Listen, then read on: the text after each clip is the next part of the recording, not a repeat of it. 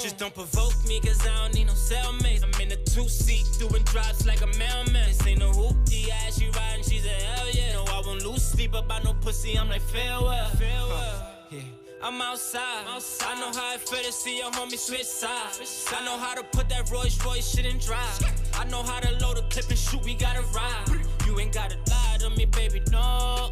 You know it's a vibe every time we catch him off sides, he won't make it, no. Money on my mind, I can't get it all. Coming to you live here from Garfield, New Jersey at TruePod Studios, here with Jonathan Hernandez, Kenneth Jorge, and special guest today, man, stopping by, the champ himself, Paulie Malignaggi, here at TruePod. Guys, how are we doing today? Clap it up for the... Yes. Hype, ready to be in the TruePod Studios. Yes. Chat it up. Yes. Chop Couple it months up. in the making. What do you call it? Chop it up these days? Is that what it's called? When you chat it up, you chop it up now. Yeah, Chop It Up been out for a while. I've never used it, but Yeah. I Chop it guess, up? yeah. Choppity chop. Yeah, Choppity Chop. Even Choppity chop. though technically you're chatting. I mean, it's a You're chat. chatting, up. yeah. Yeah. It's called linking up. Yeah. I think that's It's called putting the damn mic. It's called meeting of the minds. Meeting of the minds. That's a good one. I like using that one. Meeting of the minds. Yo, I know Paulie, what, 4 years already, right? That's 4 actually years. a good segue. What? How did you meet Paulie? That's something that we like to Okay, actually, highlight. what we'll do like last live, let people ask questions, There you go. and then we'll jump off of that, and then we'll get into our topics. But yeah, how I met Paulie. I met Paulie, obviously he's in boxing, you know, 2-time world champion, fought everybody you could think of, you know, so I knew of Paulie off the top. And I was working down at the YMCA in Coney Island, and Errol Spence was actually fighting for the first time in the amphitheater. Fighting Leonard Bundu. Yeah, that's right. The bullhead kind of looked like me, but diesel. Yeah. Italian. Yeah. Oh yeah, he was. Yeah, Bundu, Oh, wow. Bundu was an African. I didn't know that. Italian, Yeah. So he I had bought 2 tickets, and I knew it was a Showtime event, if I'm correct, right? I think it was NBC or Oh, something. NBC. Back It was an all the NBC TV event. contracts. And I called my friend Chris, and I was like, yo, do you want to go to a boxing fight? I'll buy 2 tickets. It's right by me. I know you live in Brooklyn, so, you know, come through. He goes, no, I already have a promoter pass. Well, good, I'll give you one. I'm like, yo, but I already bought tickets. He's like, you know, so what? I said, I'll give them away. He said, I'm also going to come with my boy, too. So I was like, all right, cool, it's fine. So I get outside. I'm waiting for Chris. I'm like, yo, I'm outside because I can't enter because I'm waiting for the promoter pass, you know? He said, catch me outside. Yeah. Catch me outside. How about that? Shout out to Chris too. Yeah. So then, long story short, I see, I'm very good with faces, and I actually like know weird stuff, but I understand body structure. I know that stuff. So I see Paulie walking. I'm like, oh, he with Paulie. All right, cool. Not a problem. You know what I'm saying? But then Chris was busy because he also had to work.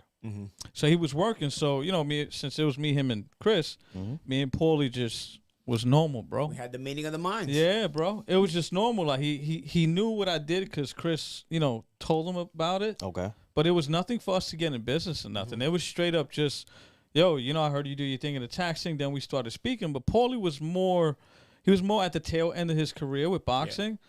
So, you know, Paulie's always into investing and invested many times into different ventures.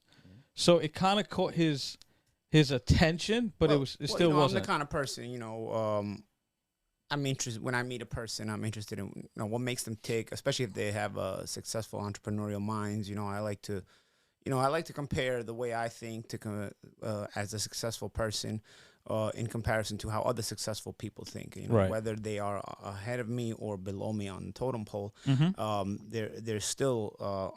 The entrepreneurial mind, I feel, works different than just the average person. You are a different kind of being when you have this entrepreneurial mind. It's not for everybody, and that's just because it's not for you. It doesn't mean you're a bad person. Doesn't mean you can't be successful. You know, people measure success to different grades and in different ways. You know, some people, some people can feel successful if they have a standard good job and they can see their family every day. That know when they come home from work, it's fine. To other people, measures of success are rated by making as much money as they can and then having as much time to themselves as they can. Again, for other things. So however way you get there, people grade it differently and they also get there differently. So I'm always curious when I meet people like this with successful mindsets. You know, what makes them tick? You know, because if you meet enough people and being a professional athlete and being in the entertainment industry, you meet a lot of different kinds of people, and you see the different grades of success, and people achieve probably success. 95% of the people he hung out with were self-employed. And people, you achieve success in different manners and with different ideas, and sometimes even those different methods, and you see what works, what doesn't work. You start to pull in and out different things, and through the years, you gain your own experience of dealing with different kinds of people and whatnot, and you start to see, some people can be successful in various ways. Some people can be successful in only one kind of way. Some people are scammers. Some people are honest. Some people are, but you start to kind of catch an eye for that, because you kind of understand what's what. You have to have a certain logic and street smarts even in the business world, but you learn just like in the street. You learn through experience it. You know what I mean? You can't just put a regular person who's never been in that world and just expect them to understand it right off the bat. So Paulie tested me. So in that initial conversation, there was already some type of you were already gauging the mind. Then I wouldn't say I was testing John because he was just a cool guy, and so it was just general conversation. It made me want to just ask questions, because I'm genuinely interested. Once somebody catches my respect, and so when he started telling me a couple of things, I was like, I respected that, I respected the hustle, I respected the mindset, I respected the idea, and now I wanted to see how good he was, why he chose this particular path to, for his success, and what made him choose this, and what makes him good. Because again, you got to be passionate for something, and when you become passionate for something, you become good at it. You can't get good. I don't believe you can get good at anything unless you're passionate about it first. Enthusiasm is everything, because enthusiasm makes something that's hard work feel like it's not hard work. So the average person, I'll tell John right now, I can never put together all those numbers and all the things that he can do. He has a certain mind for it. For me, it'll burn me out. Like my brain will explode. I could never do it. It wouldn't feel fun for me. They call me Neo. Yeah, it wouldn't feel fun for me. You know what I mean? For him, he has a passion for it. He had, there are people in life that are created with that passion for these numbers. They have a mechanism in their head. But people look at me sometimes, be like, yo, doesn't it hurt when you did what you did? Those fights, I could never do that. Same thing it's here. The same thing. It's an enthusiasm and a passion. So in order to get very good at anything in life, you have to have enthusiasm and passion for it. Otherwise, the hard work, because it's hard work no matter what. But when you're enthusiastic and passionate about it, it doesn't feel like hard work because you love it so much. 100%. See, when I was a kid, I used to always wonder, what does it mean when people say, when you do something you love, you never work a day in your life? We're all working, but when you're enthusiastic and passionate about something, that hard work, it doesn't even feel like work. You love what you do, and you got to find something like that in your life. When you're enthusiastic about what you do, you're successful. You become successful because you become great at it, and you become great at it and become successful at it doing something you love. And so you love getting up to go to work every day you're doing that. And so I wanted to see, this enthusiasm he was giving me for this idea he had. Why was he good at it? What made him good at it? Because you don't meet people like John every day, just like you don't meet, other successful or not successful people in their own realm every day, right? Everybody has their unique things that make them tick. So that was more what once the interest clicked in, I was asking questions. And he started asking questions, and what happened was, since we were in Brooklyn, and Paulie's from Brooklyn, and, he made it to the highest point Brooklyn of boxing. Legend. He was the star that night, believe it or not. Like, oh, Paulie's here. He's a Brooklyn legend. Yeah, he's a Brooklyn legend. Yeah. So obviously we could have talked all night. We were nonstop talking. So I said, you know what? Handle your thing, do your thing. We'll link up later. The whole fight went on, and I was actually ringside with Christopher Colbert, the other boxer, Primetime. Shout out to Primetime. Definitely. And Paulie was doing his thing. Once the event was over, the first thing we did, we went to each other. I said, give me your math. I mean, your number. He gave me his number. I bagged him. for those burned. I bagged Paulie at a boxing event. For those born after the 90s, the math is... Yeah. Math means give me your cell phone number. What do people do now? Do they even exchange numbers anymore? IG. Do they exchange IGs? IG. It's crazy, right, What's bro? your IG? I feel so old. I can remember... I was towards the tail end of writing your phone number on a napkin. You know what I mean? He still do that. He still does that. Then you gotta see Paulie's wallet. I seen Paulie's wallet. Every number, every math. I'm like George Costanza from Seinfeld. Yo, bro, there's not a rubber band safe in America with his wallet. Check this out. Paulie's wallet deserves his own IG. I swear, if he has it somewhere, he puts it there, it would go viral. I think I've witnessed Paulie's. Yo, I honestly it's my think, organized mess. Yo, I honestly think that his wallet is made out of your grandmother's sofas. You know the leathers? You know that old school leather that used to make you sweat Bro, like 800 I hate to 1,000 say it, degrees? bro. you- I've lost many wallets, but this kind of wallet, I don't lose it, man. Oh, it's impossible. Yo, so that's how I met Paulie Now I at have the to show them boxing the event. wallet. Yeah, Now I have show, to- hey, hold on. Yo, shit. There Oh he goes. shit! Show them the wallet. Show them the wallet. I do empty. Look at that. I do receipts. About once a week, I'll take the receipts out. You know, I take pictures of Hold them. up. You have to put that on camera. Because we have true receipts. Yo, we to take be pictures honest, of that it. looks like 1/8 of a pound of cocaine. a little bit My of man, cash. look at the rubber bands. I tell you. No, we have to zoom that in. Yo, the rubber bands break off. When they break off, they'll finally fall off. I'll just replace them with. You know what the good thing about being in Brooklyn though is when I'm in Brooklyn, the mailman every day has when he walks delivering his mail, he's got brand new rubber bands like crazy. And these dudes drop them. These dudes drop these rubber bands. If you walk on any Brooklyn block, you're gonna see random brand new rubber bands because the mailman drops them. So I don't even have to buy the rubber bands. So bro. check this out. When I come back to Brooklyn, instead of there's asking for brand new your rubber mail. bands all over. Check this out. I see a rubber band. It's like, okay, cool. I'll just put it on my desk. Paulie's like, this is great for my Yo, wallet. Yeah, no, I pick them up. I test them out to see if the sun killed them. Because if the sun killed them, when you test them out, they rip right away. Your man I'll be knows like, the this is brand chemical new right here. makeup of a rubber Yo, band. I'm telling. I tick differently, bro. All right. So question: When you guys met, were you still boxing at the time? Oh, I was right at the end of my boxing career. I think I fought one more fight after that. I might have been preparing for my last fight or my second to last fight. You know? Actually, he was fighting for a belt again after that in England, I think. Yeah, Right? but that was a European. The European Union title. Yeah, I won the European Union title. Yeah. And then I think I beat Tito Bracero, and then I lost to Sam Hagenton in my last career. You know what? It was around those times. Timing is everything, right? Because it's like you're at the tail end, and Yeah. that's Yeah, cool. no, he was at the tail end, and then I had Twitter. He has Twitter. People know Paulie for going off on Twitter. Yeah. And then he said something, and I responded. I was like, and he was like, he said, I responded to one of his tweets, and he was like, that's right, brother. And then I hit him separately, and he was like, yo, let's get up for lunch one day. Mm-hmm. And I said, all right, ASAP, just let me know. And he said, I'm flying in Wednesday. I said, I'll pick you up. Don't worry. I'll be in a black Range Rover. Mm-hmm. I picked him up that day. Yeah, this is funny. Yo, we went to eat. Yo, the lunch by place. Oz. Yo, Remember that? Yeah, Remember yeah, that? yo. At Best- this like the Peruvian. best, the best mussels. But we had, mussels. oh, dude. That fucking the mussel was not safe. They're like love. The mussel was swimming away. Yo. The way he got the hold of So these mussels. fresh.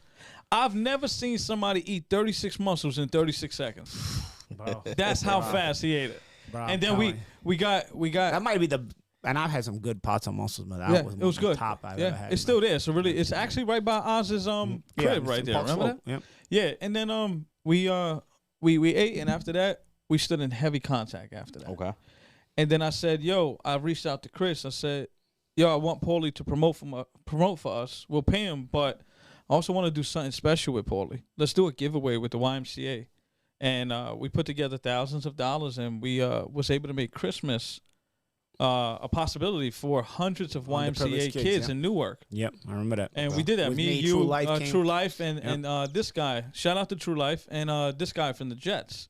Oh yeah, forgot him. Yeah, damn. one of them. He was playing for the Jets at that time. I think he was a running back or a cornerback or something like that. Yeah.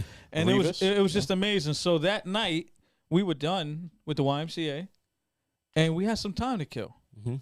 And I was like, "Yo, let's go eat in Hoboken. Like, I know a good Spanish spot. Let's go eat down there." And we ate some really good You became food. a Jersey guy. You went from Lower East Yeah. Side. You became a Jersey So professional. I kind you knew all the spots knew in the Jersey. spots, you know what I'm saying? So then right there, I wrote him a $25,000 check, right, to promote. Mm-hmm. Yeah, I wrote him a $25,000. So before he became an investor, actually, he was he was a promoter for us. Mm-hmm. I wrote him a $25,000 check.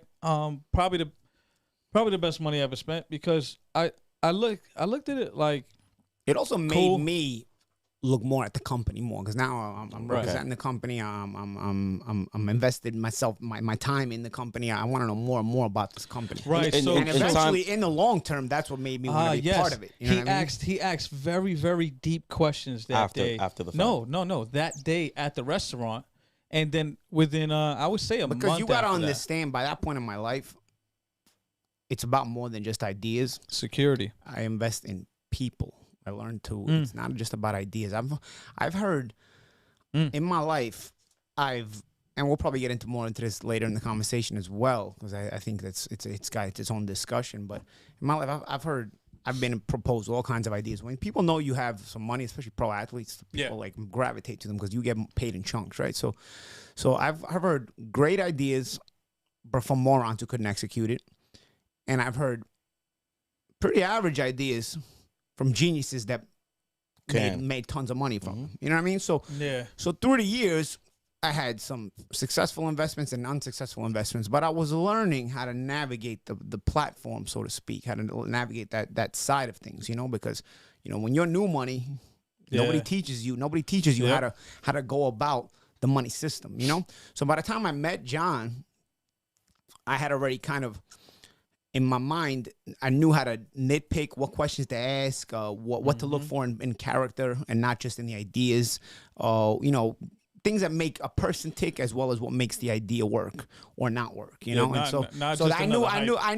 the kind of questions to ask to a deeper point that I may have been asking 5 years earlier, 10 years earlier. Now, like you said, 10 years earlier, you were new to this. Were you ever scared or still to this day when it comes to investing, the fear of investing in an industry that you're unfamiliar with? Well, I'll tell you what, I'll put it to you like this, and everybody has their methods and their method to madness, so to speak. And I'll tell you like this. Taxes for everybody's scary. Taxes is scary, but it's honestly a safe. It's a business that will always run. But you still have to have people that are capable of. But did you ever invest in a? Did you ever invest into an industry that you were unfamiliar with, that succeeded or not, and why? So I'll start from the beginning, right? My family's new money, right? My family, my grandparents, my parents, they're all born in Italy, right? So we're first generation. I'm first generation American. I'm the first person in my family born in the U.S. And so, typically first generation immigrants, they're conservative minded. They're trying to navigate. They're trying to hold on to what they make. They're trying to, build a little bit of family wealth so that they don't have, they don't collapse in this, new world that they've come to, right? So my family always burned into my mind, don't be one of these, hood rich people. If you make money, learn how to take pieces of it and learn how to, invest it properly, make money. First of all, you got to go to work. Obviously, I was messing up, bro. I got thrown out of high school. You know what I mean? So all of a sudden, I'm finding myself, on the balls of my ass, and I'm always getting these lessons from home, you're gonna be a bum. If you're gonna be a bum, you got only yourself to blame. You can't blame anybody but yourself. You can't blame. My father left, all this other stuff. People came. My family never wanted to hear the excuses, no matter what. You know what I mean? Because life is choices. That's where I was raised. Yep. So even when I was I'm being 14, 15. Totally messing up. I mean, I got expelled from being 16 years old from high school, thinking to myself, man, I never had the mentality to be yo, life dealt me this cards. These are messed. This is so messed up. Why couldn't I have been dealt the other guy's cards? I never had that mentality. I knew some way I had to do something, right? So when I started boxing, and I started getting good at it, and people, now you get in the amateurs, and people starting to offer you money to turn pro, and all of a sudden you're like, oh, I can make a living. Wow, I can have a career, even with no schooling. Did you have passion for boxing before that? I not before that. I never had passion for anything before that. What's funny, because my family put me into boxing, they thought I would just get a couple knuckle sandwiches, and they didn't think I would actually have. They didn't think I'd be dedicated. I was never dedicated to anything. I didn't do homework at school. I didn't even go to school. No drive. Anything. Your first paid fight. How much was it? My first paid fight. My first paid fight, my pro debut, I made $2,500, which is pretty good for a 400-rounder. But at the end of my career, I was also on the USA team, and they were paying me $1,000 a month. On the USA team. Okay. Why would they pay you $1,000 a month though? On the USA team, keep off the street. I don't know. The USA, I mean, compared to the other countries, pay their amateurs even better than that. You know what I mean? The US has a more of a pro style to push you to turn pro. But that was only the last 6 months of my amateur career. But and I remember thinking to myself, I'm getting good enough to where I can make money. And my family always said, okay, this is not something that's gonna last forever. You're only an athlete for so long, so you want to make sure you invest money because money can make money. So be smart. So when I first turned pro, I had this idea in my head. I don't need to go buy like Ferraris or Lambos right away. Like I remember Zab, like as soon as he made money, I remember him posting up to the amateur fights. He showed up in like a yellow Lamborghini. I'm like, yo. Oh, and I remember thinking to myself, like, is that what he did with his first big money, or was he already making big money? Because now I'm trying to put ideas together. I'm already a seen thinker. him come with. We were at a club. I seen Zab pull up, and he was in a Range Rover HSC, the big boy. Yeah. Your man had spinners, right? Which was like the time at the Spree time. rails, The yeah. time. That was the thing, man. But the whole shit was studded out. All the rims had nothing. I know it wasn't diamonds, but you would think it's diamonds. Yeah. It was nothing but studs. So it looked like literally Glossy. fucking Cinderella riding through the street. Zab, another Brooklyn legend. Actually, a very nice guy though. So I remember, starting to wonder these things when I would see fighters, because I was already in the gym and seeing like fighters at the end of their careers. I was seeing what they would be reduced to a lot of times. Guys who had been very good fighters, I remember like Alex Stewart was in the gym. I remember Mitch Green. I remember, guys who have been pretty good fighters, but they didn't wind up with Call the Truth Williams. I remember they weren't, even Junior Jones, a guy I was sparring with, was starting to fall off, right? So I remember always thinking to myself, I've got to make the proper investments when I make money. I forget this jewelry and cars and stuff. I get those later. I got to make proper investments. Right. So my first plan of attack when I had some money was always to try to make investments. And naively, I thought as long as you invest instead of partying your money away, it's going to make money. Correct. Naively. And the reason I say naively is because there's a lot of snakes offering you investment ideas to take your money. Your investments don't, just because you invest your money instead of partying it away doesn't mean it's going to make you make money. Yeah. It's the way it's supposed to work. Not all investment is guaranteed to succeed. It's the way it's supposed to. By me naively, because I'm new money and I'm just thinking, okay, you invest it, you don't party it. You invest it, you don't party it. Most investments don't succeed. Yeah, but again, I'm new money. Yeah. I'm thinking, you know what? I'm going to do this right. I'm doing the right thing. Like I was sure of myself. People start coming up to you with ideas. I'm like, yo, these people respect me. They coming up with their ideas. They want me to believe in their ideas. And I made a couple of bad decisions, investments. And then you know what I started thinking?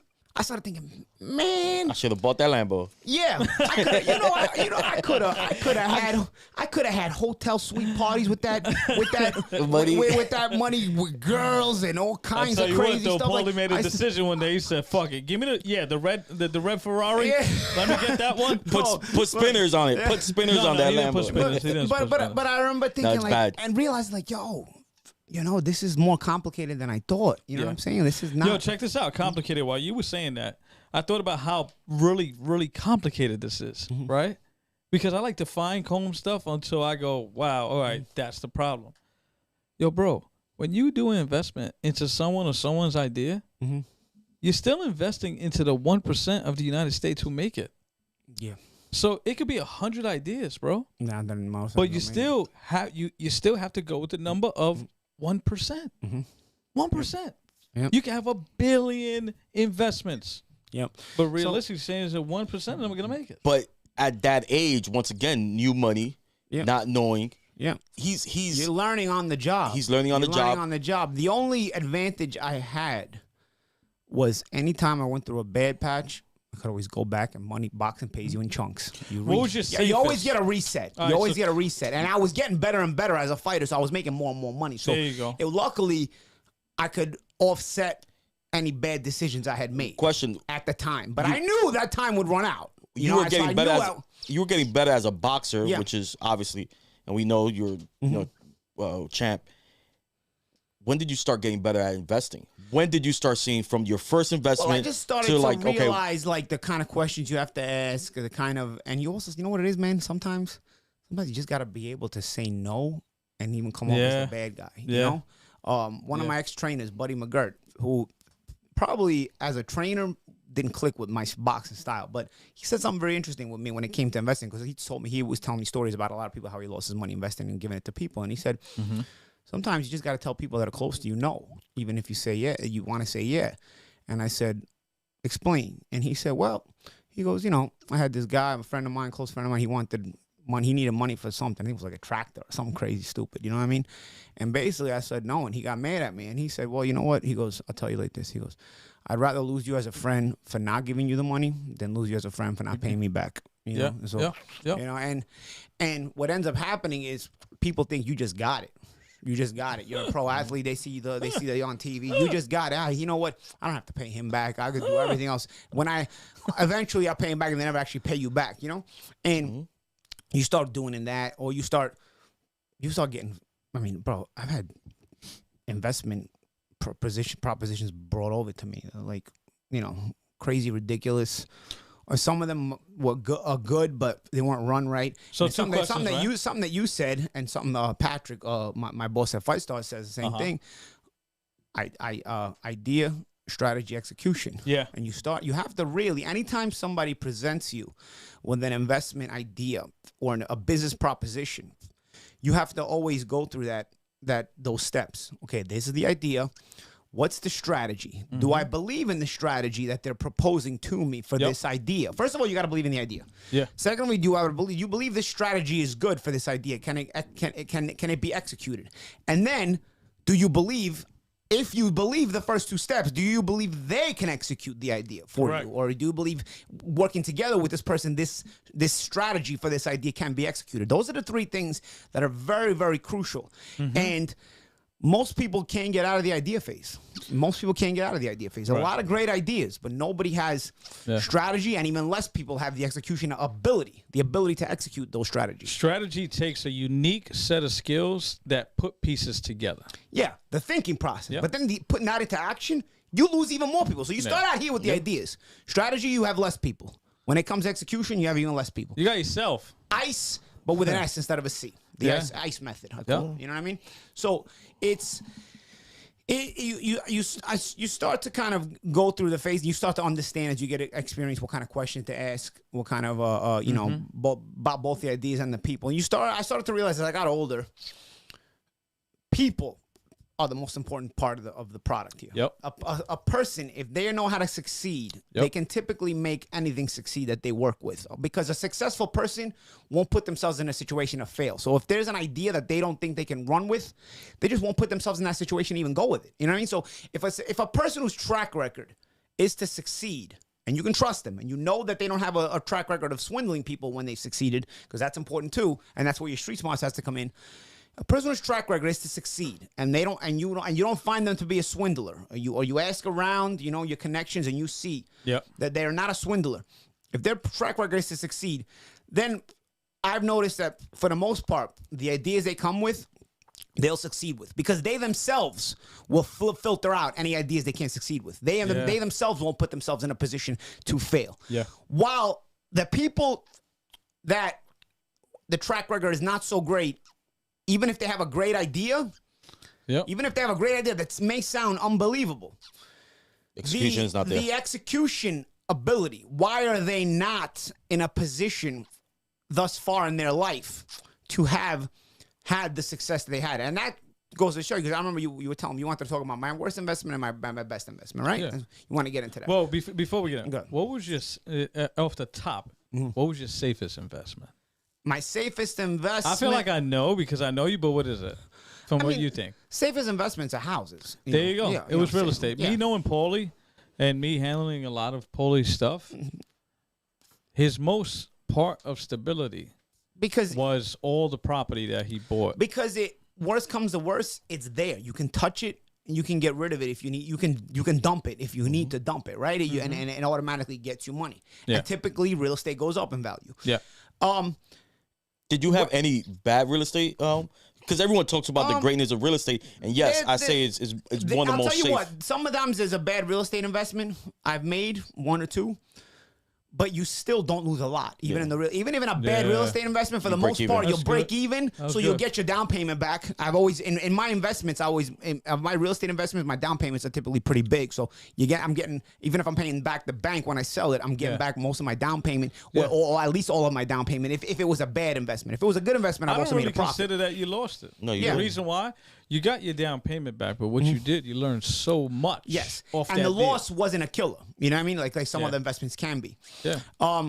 So Yeah, and when it comes to that real estate, that's actually what my goal was. When it comes to not burning money when you're first making it, real estate was one of my first strong investments. And I realized one thing. I told myself, I can buy the big jewelry, I can buy the big fancy sports car, but let me make sure I got homes first. Yeah. Let me make sure, because I could have bought the Ferrari at 25 years old, but I bought the Ferrari at 33 years old because I wanted to first make sure I had a foundation to build it on. You know what I mean? So when I got the Ferrari, I don't have to be sweating having this Ferrari, paying the insurance. How many putting the real top estate gas. properties you had at the time that you bought the Ferrari?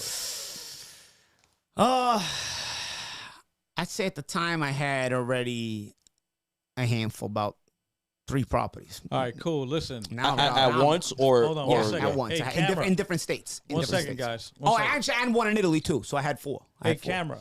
All the audience listening to this. Listen to what he just told you. For every boxer coming up, every single entrepreneur, he just told you, by the time he bought his dream car, which is an Italian brand because he's Italian, he went ahead and had 3 properties already. Okay? 4. Four properties before he bought that nice car. Okay? 4.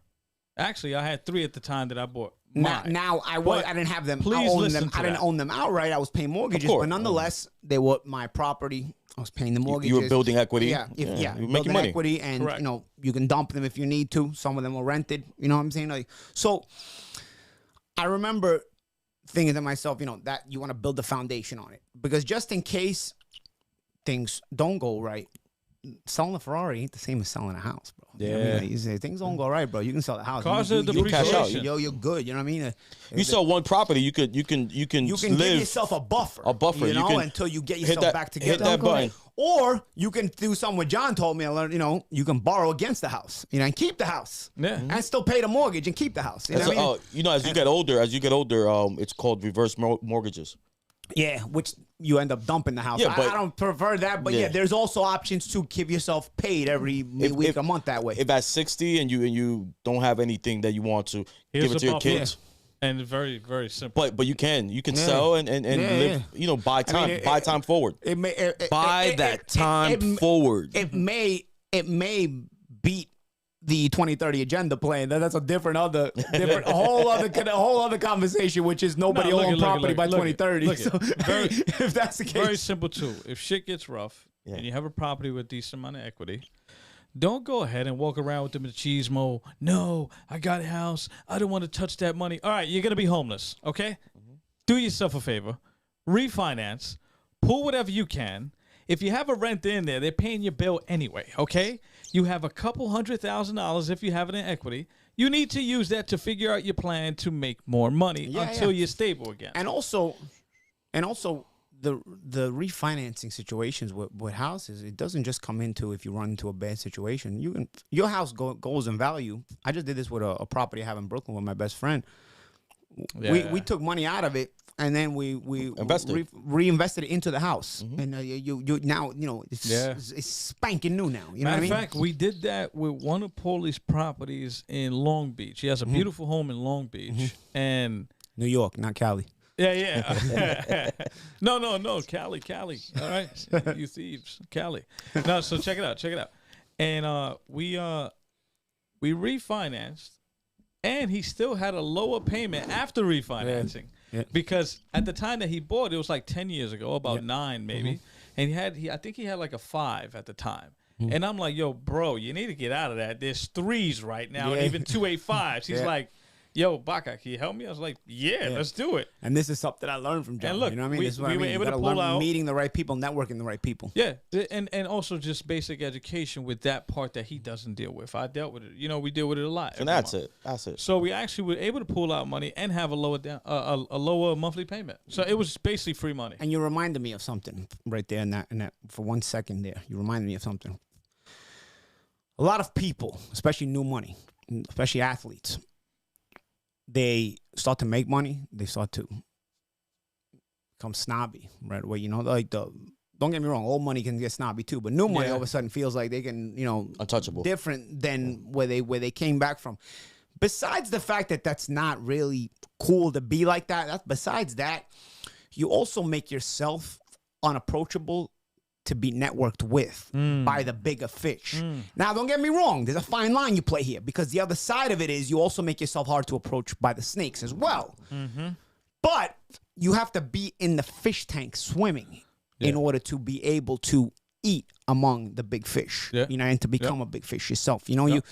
You can also be in that tank and get eaten if you network with the wrong people. But I feel like you've got to make yourself approachable and not be so snobby, and then have the street smarts to understand to filter out the slobs trying to take your money, but also understand the smart people you want around you. I know I've seen a lot of that, especially in boxing. People just don't know how to network. They make their money. They don't know how to network. They're not approachable. They behave a certain way.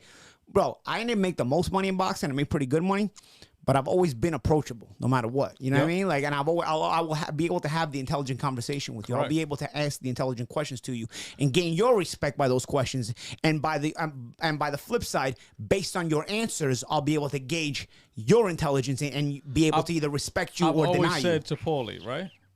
Years, I go, you never have to worry about a job. Paulie, people love you. Has nothing to do with boxing. Paulie, me and Paulie talk, we laugh, we never argued. It is the same way. You know why? Because Paulie is Paulie. Everybody loves Paulie. He's a genuine person. Whether you're black, blue, orange, green, you could have hair coming out of your eyeballs. The guy's a normal dude. He does not go, I'm a boxer. I was a championship boxer who made X, Y money. I drive Ferrari. No, what's up, man? He'll if you're eating, he's going to go ahead and give you a piece of what he's eating at the same time. Yep. But that's why his transition from boxing to now it's effortless. Yep. Yeah. I mean, It was just funny. natural. It was just. It's funny because I've always been a talkative person. My mother told me that I learned to speak Italian first because we moved back to Italy after I was You born. talking about Ken? No. But it's funny because my mother told me, I was speaking fully Italian before I was 2 years old. Like He was fully, speaking fully Dominican at like 5. Actually, So Spanish.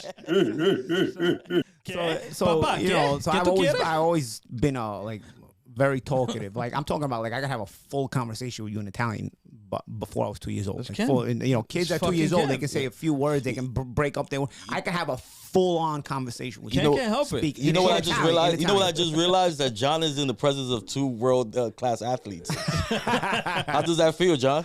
All right. Number one, you know what, Al? Since he's talking this Stars shit, in our own minds. buddy. Yeah, no, really. Like, how does it feel? We're a Like legend in our minds. you have Get a outta world champ, like, Yo, and listen, a listen, world-class listen, athlete. They call me listen. Mr. ESPN. when it comes to boxing, obviously, Paulie, he got 2 world champion belts, right? Not the interim. He got the Actual belt. He got the actual belt. All right, check this out. I'm gonna lose to Paulie with that. All right. Now watch this. When it comes to running, when it comes to basketball, when, I absolutely destroyed this human being to my right. Finish him. He runs like You he has a refrigerator on his back. You got a hoop right outside the Yeah, office. John, I saw it. I got you video. you can put a ball to it, My dog. man, You can put a ball to it right He there, bro. broke my Right there. YMCA backboard, bro, on a layup. How? How's that happen? You ever laid it up like Iceman in the Ben I just Stiller went movie? like this, and it bounced off the It backboard. bounced off so hard off the backboard, it hit the 3-point line. Oh man.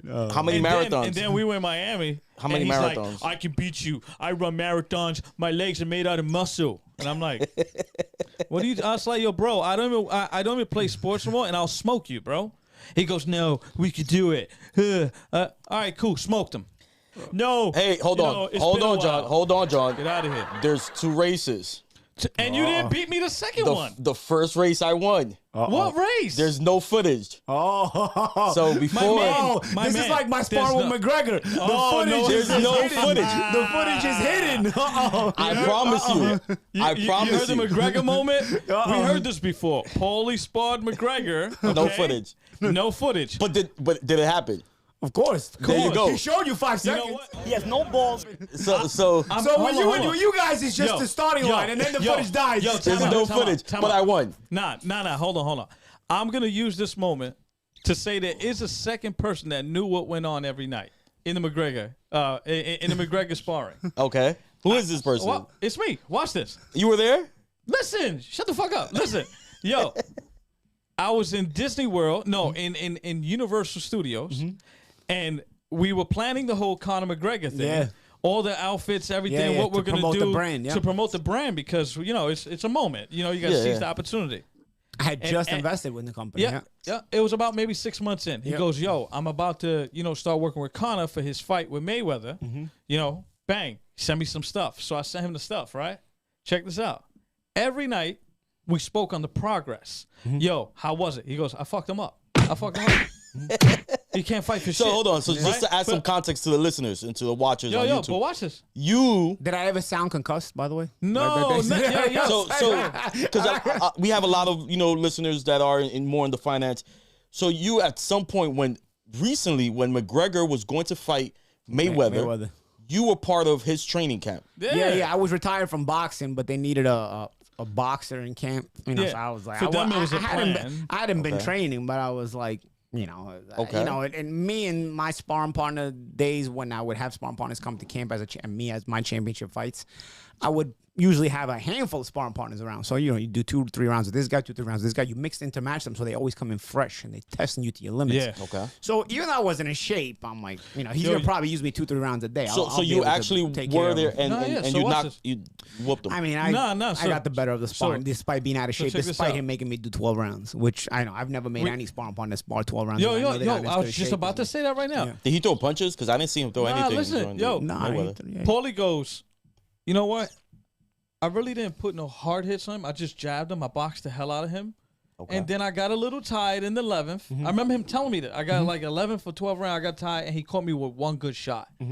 But he goes, the whole 11 rounds, I'm just. And we didn't speak about a knockdown like Conor tried to play because it was just a slip down. He's pushing down on my head. I'm pulling away, and when his hand comes off the top of my head, I fell. So I didn't even tell him there was a potential knockdown because I didn't think anybody would try to flip it that way, and then when everything came out, I'm like, yo, dude, he's pushing down on my head. You can see the video, and not to mention he's cutting a piece of another round from another round and putting it together. But regardless, that was with me and Kenny. So this race was easy. I won the first race. It was clear. There's no fucking this guy. This is clear. I won the first race. This is the problem I have. Most people think he ran. Most people think Conor beat me up because the footage ain't there, but he's got a hit. Now, unfortunately for you, this race nobody recorded it, right? No, it wasn't. In my case, Conor put the footage in the fireplace. Put piece and create a video. Your man ran, right? Of course, that's what I do. I'm a runner. In the first race, he ran and ran right under the car. I was like, come on, man. Like, the first race, until this day on Everything I Love, I don't remember even coming next close to me, bro. That's cool. That's cool. No but way. How does it feel like two world, athletes? Fucking guy. You know what? How does that feel? You know what? I'm not. We're all legends in our own minds here in True Pod Studios. There you go. You know what? True Pod Studios and all the listeners.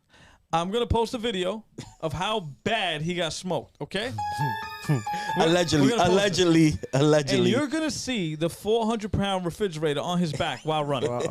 You ever seen somebody run like this? Because they don't actually. Yo, man, I don't know how you guys are racing, bro. If I try to start racing at my age, I'll pull a muscle or something, bro. Yeah, I was in pain. I was from ready. 0 to 60 when you hit 40, bro. It's not. You can't do it anymore, bro. When you're a kid, you can just you want to race, let's go. And now at this age, bro, you start to try to pick up the pace. Yeah. Without warming up. Yeah, you got to do it like you got to do 3 warm-ups. I gotta do like the cable guy warm up. Remember the cable guy? I gotta do those. If we're gonna race, I gotta do those kind of warm ups first, bro. You know what I mean? And the problem with that is I'll probably be tired by the time I'm done with those warm ups. Yeah, I got no choice. It's either that or wind up in the emergency room with a torn quad muscle. So you're saying after one point, I know that you had the conversation, you destroyed the muscles, and you were very intrigued in just the mind. This was before the partnership, the tax partnership. Oh my God, this is nowhere near. This is three years before the partnership. Oh wow! So it was just we started speaking. Yeah, so you were just strictly like impressed with just John as the person and the actual. Yeah. And in getting to know John, I started to understand the vision, also seeing what kind of human being he was. Family man, family man, but also a very driven person, and his motivation. The story about his father, his family, just things that he'd experienced in life. I realized this was a person that was after some redemption too. We all need. We know that. I'm telling you, having that chip on your shoulder, having something that you you in your mind motivated you and to want you're fighting to achieve because of some kind of chip on your shoulder, because of you being doubted or just, you know, having gone through negativity and wanting to flip the script when nobody could believe you could do it anymore. You know, I found a little bit of myself in that personality, you know, and that's something a little bit of it that I could relate in that personality. But it was combined. It wasn't just that. Yeah. It was combined with the fact that I saw this person was, you know, not a swindling person. Through getting to know him, I saw him. He was a real one. You know what I mean? And then it took different conversations and hanging out with him to see that. Even doing the charity thing with the YMCA and all this other stuff. You know what I mean? Yeah. It took that for me. You know, one thing about John is crazy. After a while, like everything he says, he does it. It's weird. It's like 6 months, I'm gonna do this, and you just day to day, you just kind of brush it off, and you hear so many people speak that way. After a while, you just start seeing like his track record. I'm gonna do this; it happens. Yeah, that's one of the things that I'm proud of myself. Nobody that invests in me has lost money to this point in my life. You know, to this point, the people that have invested in me haven't lost money. I'm gonna get 45 DMs. Do you think he wants to invest in my company? Nah, but you. Let me tell you, come up with an idea and a strategy. So I'm proud of it because people don't care, man. Like I've invested in people that have lost money with people and could care less. Like you know, it didn't work out. Like you're a bomb dude, bro. You know what I mean? Like how do you just? Paulie was great for me because Paulie, just like my other investor, allows me to be me. He's not scared about how I talk when I talk. Well, I realized part of the method to his madness was being the person he was. You know what I mean? Again, before I invested in this, I also had to come with that realization that this is a person that has to be able to have the space and ability to be himself, you know, and he has a certain belief and a certain vision, and he wants to be able to attack it this way. He doesn't want this vision touched. You know what I mean? So do I believe in this vision, and do I believe, more importantly, do I believe in him as an individual? And you relate to that. And I relate to that. Motherfucker really knows that. Are you Truthful Taxes? But I relate to that. And by the time I invested, I had already gone through all these questions in my mind. I had asked the right questions to John. He had shown me some paperwork already. I pulled them right into the bank account. I pulled them right into the TPG numbers. It's funny you brought that up. We talked about this before. Is just when you are looking for an investor, being able to receive the money. Right? Yeah, you shared a reel with me with Damon John. He shares a lot of reels with me, just like you share reels with me. My other guy shares informative. So and I at times I look at all the reels, right? And I appreciate that, by the way, because believe it or not, it's those reels or those little things that constantly go, I know why Ken is sharing that with me. I know why Paulie's sharing that with me. It's to keep on pushing me, keep on pushing me, keep on pushing me. And there's some that I talk to you about, and then there's some that I go, okay, cool. Now, when he shares those reels, though, yo, bro, it wakes me up. And I go, yo, let's go. Boom. Motivation. Yo. Motivation. And it's crazy because there's times that I'll send something, and even to me, it's just like, it's like repetitive. We know this information, right? But then there's times that, like, this one he needs to know. Yeah, I remember sending you one when it speaks of. That was it, the Damon John. No, there was one earlier a couple of months ago. No, but even Damon John, he sent me one that I mean. But it's important. Like so you touched on investors or people with ideas can't strategize. Before we get into that, but then you have I want to say something though. He went ahead and sent me to Damon John, right? And Damon John said, "I would love to invest, but they're not ready to receive the investment." And right away I said, only if they really understood what he said. For people who never received an investment, they don't know what he's saying. And what he's saying is very, very simple. The strategy is not there yet. You don't have the backing in your systems to go ahead. Because if I give it $100,000, you can receive it, but it's going to get destroyed. 1, 2, 3. Wherewithal, yep. So they're not ready to receive it. Can they take it? Yes, anybody will take $100,000. Of course. But you're going to do wrong. It's not their money, it's your money. What did I tell you when I took your money? What did I tell you? I said, there's one thing you don't have to worry about. You have working again. I told him just like this. I got your retirement on my back. Don't worry about it. Every year, nothing but progress and the numbers. I showed them today. Numbers are already up 100% from last year. To the T. Clap that up. Clap that up. Yep. And we're 8 months ahead of schedule. Growing company. My other investor, and this is very important for everybody listening on TruePod right now. Before you, as the CEO, take one motherfucking dollar or buy one motherfucking thing, you make sure you pay your motherfucking investor first. You heard me? Before John takes a dollar, I transfer immediately into Paulie's account. I transfer immediately into my investor's account. You know why? They believed in me. Okay? So the first thing I'm going to do, return the favor, just like I said. So when I need them again, if I need them again for a bigger idea, of course, no problem. You know why? They never lost money. Battle tested. Battle tested. So make sure if you take on your first investment, that you pay your investors first and that you make sure that your investors know that they can trust you. You set a track record. You set a precedent. Yep. And what that is, the word spreads around too, not just to your investors, but among the people they know. You never, again, that's how you build a networking spider net, so to speak, you know, Yep. where like, you know, it just continues to spread around and you start to get into big networks where, you know, people have money and you have a good relationship and good reputation, more importantly, among So going them. back to Damon John, when he invested his money into the company, I was fucking ready to receive the money. You showed them. I was ready to receive the money. So that's why when you sent me that, I said, you know, I understand this. But in most of our conversations when we do like our consulting with, you know, upcoming businesses, is they have the idea, they might have the strategy, but just creating a structure where they can receive the money is always number one. They're just not prepared. And it's understandable. Some just have their mind doesn't operate that way, and it's cool. But you just have to team up with someone that's the thing, though, man. I mean, if you have the audacity to ask for money for your idea, you have to have all your bases covered, all your I's dotted and your T's crossed. You know, So perfect. For those you can't get. Nah, he said that so good because I know what I was able to pay him back. You understand? Not, yo, give me this money and we're going to make a lot of money together. Before I dared sit down with him, I already had a fucking 15-page document for him going, look, this is what I need to survive. This is what I need for the company to survive.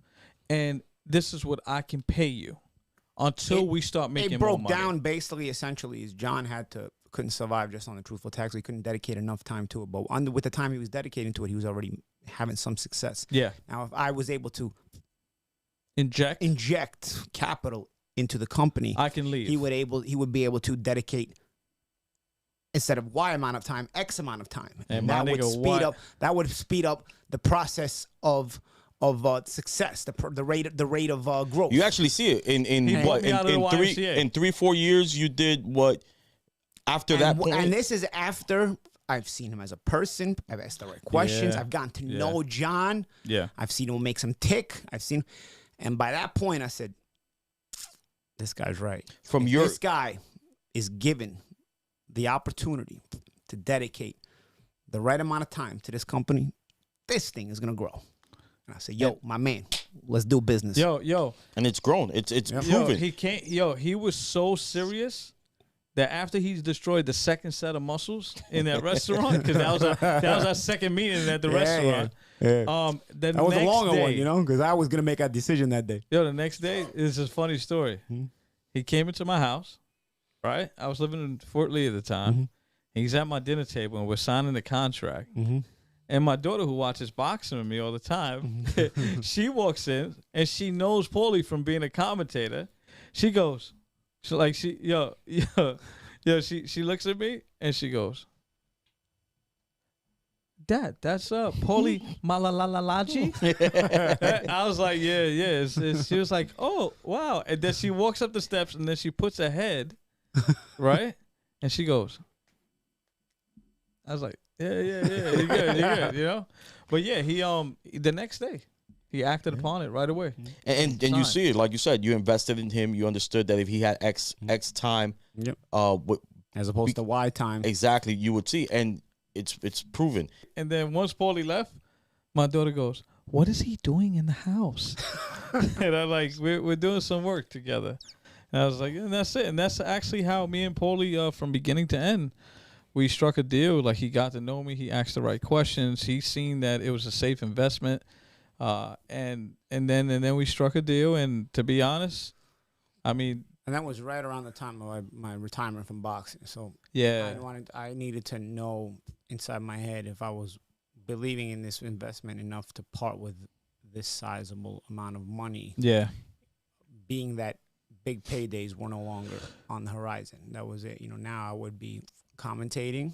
But, those large chunks that were coming in when I was boxing, now they're, those are big chunks of money, that were just, you could just get them all at once and just do what you want, and, obviously being smart, but it alleviates a lot of pressure while being on a salary.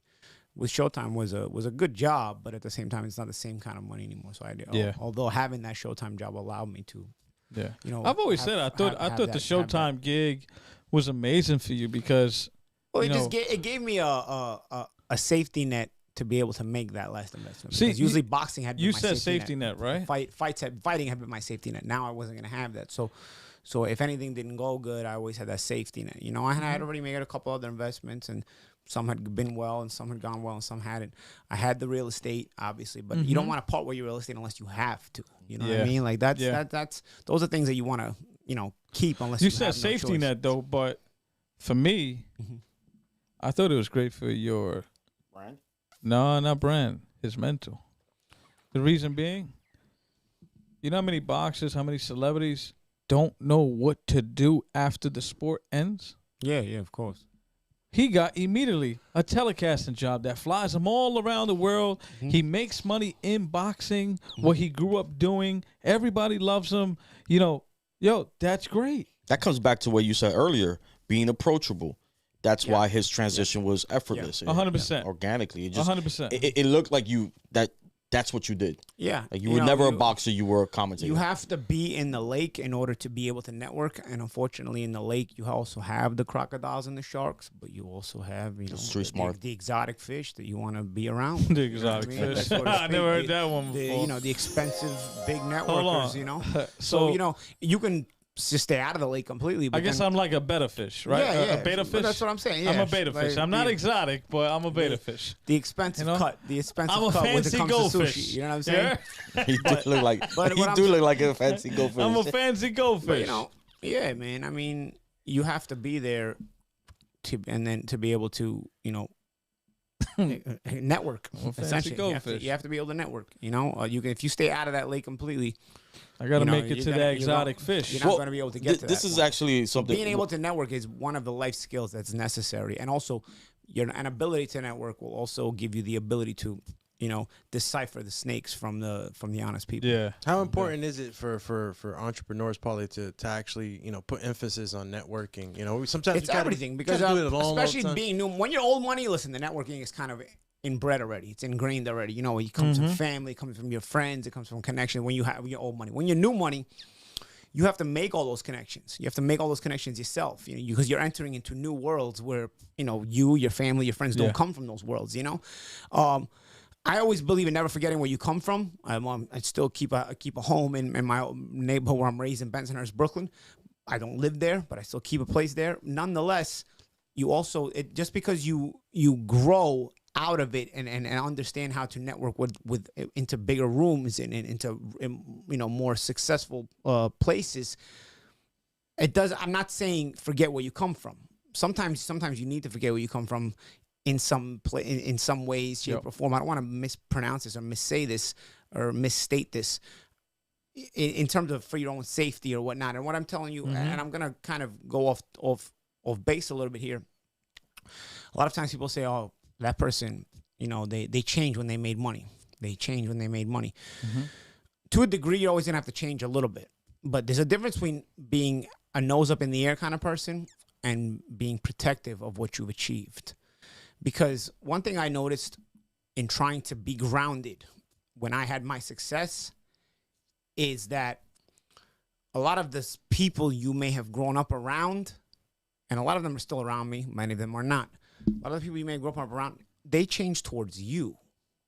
And I hear that that's so actually- often. And that's actually, but because there's more of those people, the stereotype goes that the people that made money are the ones that changed, because there's more of the people that didn't make money, right? But in reality, what I found in my life to be true was that I always told people I'm never going to change. I'll be who I am. And for the most part, I've tried to stay grounded. I've learned through the years. We all change through our decades of life. But nonetheless, I've tried to stay, grounded to who I am. But you do have to change a little bit, because people change towards you, and you need to end up protecting yourself from it. Yes. You're not an ATM or a cash machine. Yes. Because otherwise you're going to sink the ship.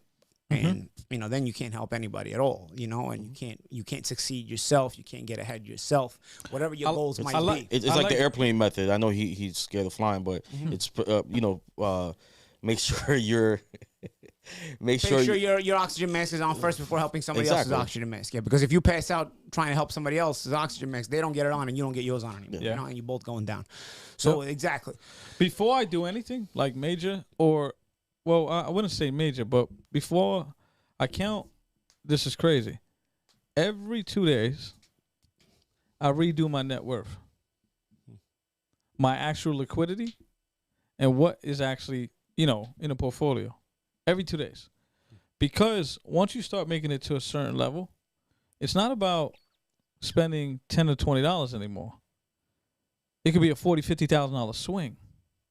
You know what I'm saying? So this morning, I go, fuck, the $42,000 swing today. Let me redo my numbers. Yo, literally, I had to pay the mortgage. I had to go ahead, pay the contractors. I mean, sometimes the swings are bigger than that. I mean, I know these. I'm just saying. Stock market investors that are just. Well, yeah. No, but I'm just saying, personally, it goes back to protecting, right? So as I got older, I started to protect more of what I built, right? And for me, it's me knowing every single dollar that I got coming in, what's going out, what's there right now, what I could possibly lose, so that when it comes to these leeches, actually talking about leeches, right? And I wouldn't even call them leech. Let me take that back. Sometimes they mean well. They just don't have the know-how and the mechanism to get ahead. And they're actually ignorant, They mean well, but they're well-meaning, but they're ignorant. For some people, I actually had arguments with this. But I find that it worked for me. I lend money out to people who I know that's not going to pay me back. You know why? What, the Bronx Tale method? My God. You got rid of them? You never have to deal with them again? I never have to deal with them again. I've done that a couple times. Yeah. And guess what? It worked. They never contacted me again. And I knew they were a headache for me anyway. You understand? So what better way? Because if you lent it and they paid you back and they were already a headache, they're going to ask you again. They're going to ask you again. Yeah. So I actually lend money, and I'm not lending $20,000, $30,000. It could be $1,000. I go, yeah, all right, cool, I got you. All it takes is a couple hundred sometimes. But guess what? Back, But guess what? No fucking headache. No headache. Yep. You'll never be asked about money from that person again. They'll know. I hope that they don't pay I've me done back. That too. I hope that they don't pay me back, because then they get to call me. Sonny was right in Bronx Tale. 100%. For $20, you got him out of your life. He's out of your life for $20. You got off cheap. Forget it. Sometimes it costs you $1,000 or $2,000, but you know what? No, but people will say, no, I ain't lending nobody money. All right. You reach a certain level of success, you're going to lend a couple people money. Trust me, on purpose. On purpose. Yeah, because you start to have to also make those life choices, Yeah. Who's worth it, who's not. I'll tell you another thing that I experienced when I was first making money. You again, you don't want to change, right? You're trying to, be endearing towards it and empathetic towards people that haven't had your success, right? Even though you've worked very hard for your success. So sometimes I remember, what I noticed was, because people people are going to come ask you for money, so you never lend it. Don't be careful who you lend it to. When you're coming up the ladder and you're not making money yet. And I'm like, yeah, I figure that. But, you just have this idea in your head, I don't know, they're going to ask you to borrow money for the Rolex, or they're going to ask you to borrow money for the house. Or, I don't know, some luxury, right? But what I started to notice was they'd have a plan set up. And so the setup typically was something like a life crisis that you don't realize. Oh, Paulie, what's the shit that you don't realize it's heading towards asking you for money. They go through this life. You've been good, man. Yeah, it's just my mom. And sometimes it's bad, and sometimes whether it's true or not, that Who's can it depend. But it's me and Paulie know this guy. Yeah, that's the good. He died but 4 times. Yeah, me and a lot of other people. Yo, his mother died 4 times, in 2017. Yes. So Right? yeah. Right? Yo. So, This is different the people, crazy yeah, part. Yo, She Paulie, had check this COVID out. in 17. No, But- this is the crazy part. Paulie goes, and so I tell Paulie, like, yo, this nigga's mom's died. You know what I'm Yeah. saying? Like, I'm going to lend him some bread. Paulie goes, John, his mother died last year again. What are you talking about? And I'm like, huh? She'll probably die again a couple more Yeah, times. and he did it to another person. But His but mother I've had was a dying. few. I've had several people. This has started from when I But was. not telling you from that when their I- mother died three from when I was times. from when I was in my early 20s. I remember I was because people see you on TV, they think you're making more money than you're making. When you're first on TV, you're not making that much money, right? So I remember like this people hit you with it's this and that. I've been going through a hard time or whatnot, and you don't realize they're setting you up to ask you for money. You'll have like a 10, 15, even 20, sometimes a half-hour conversation, like, and you're trying to keep them positive, like, hey man, you could do this, you don't worry about it, man. This is you're thinking you're helping them, like, and then all of a sudden they'd be like, it's, you think I could hold like 10 grand, like, it's like, and they'll be like, damn, bro. Then he got me. God, wow. The whole conversation was built up for this moment. Yeah. I said, wow. And I've been empathetic, feeling it for it. I'm like, wow, man. He almost said that in Italian. Hello, my man. No, it's like, it was. Fuck, you're good. Yeah. And You always get hit with, how you doing? I'm good, but not better than you. yeah. But it's not like, and sometimes, if you have it, you want to help. But I tell you what, another thing I've learned, for the most part, I have given some money away again, but I for the most part, I like to help people that want to help themselves. It's the old method of give a man a fish, you feed him for a day. Teach a man a fish, you feed him for a lifetime. Yeah. I would prefer to help people with entrepreneurial goals, motivated goals. I had a guy who passed away. And in my life, he was a person that sponsored me since I was a teenager, helped me out, even with my pro career when I had hurt hands and whatnot. He was, a well-to-do person. And he passed away. And I remember, I'm going to put this.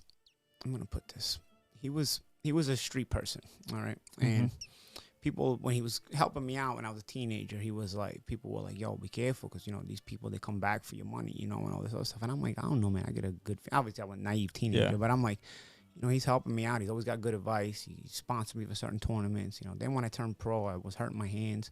He was giving me money to hold me down while I couldn't fight, because you're not fighting for a lot of money. And all of a sudden you're in a cast for 6 to 8 months, you in terms of cast coming out, rehabbing, training, getting back in shape, and then fighting again. It's a 6 to 8 month process. Yeah. And then when you're a prospect, you're not making a lot of money. You want to fight often. So he was helping me out and whatnot. And people were always like, yo, he's gonna come back for you, man. And I'm like, I don't know, man. I'm like, at a certain point, he's gonna kind of deserve it too if he's helped me out through these years. You know what I'm saying? And I remember it was towards the end of my career. I lost the Sean Porter fight, and I made 7 figures for the Sean Porter fight. But it was like, I could tell like that was coming to the end of the line. And I remember I sat down with him, and I'm like, yo, I was like, I want to give you something, man. I'm like, I feel like you've never, you haven't had to help me in a while, but there's a lot you did for me, man. Yeah.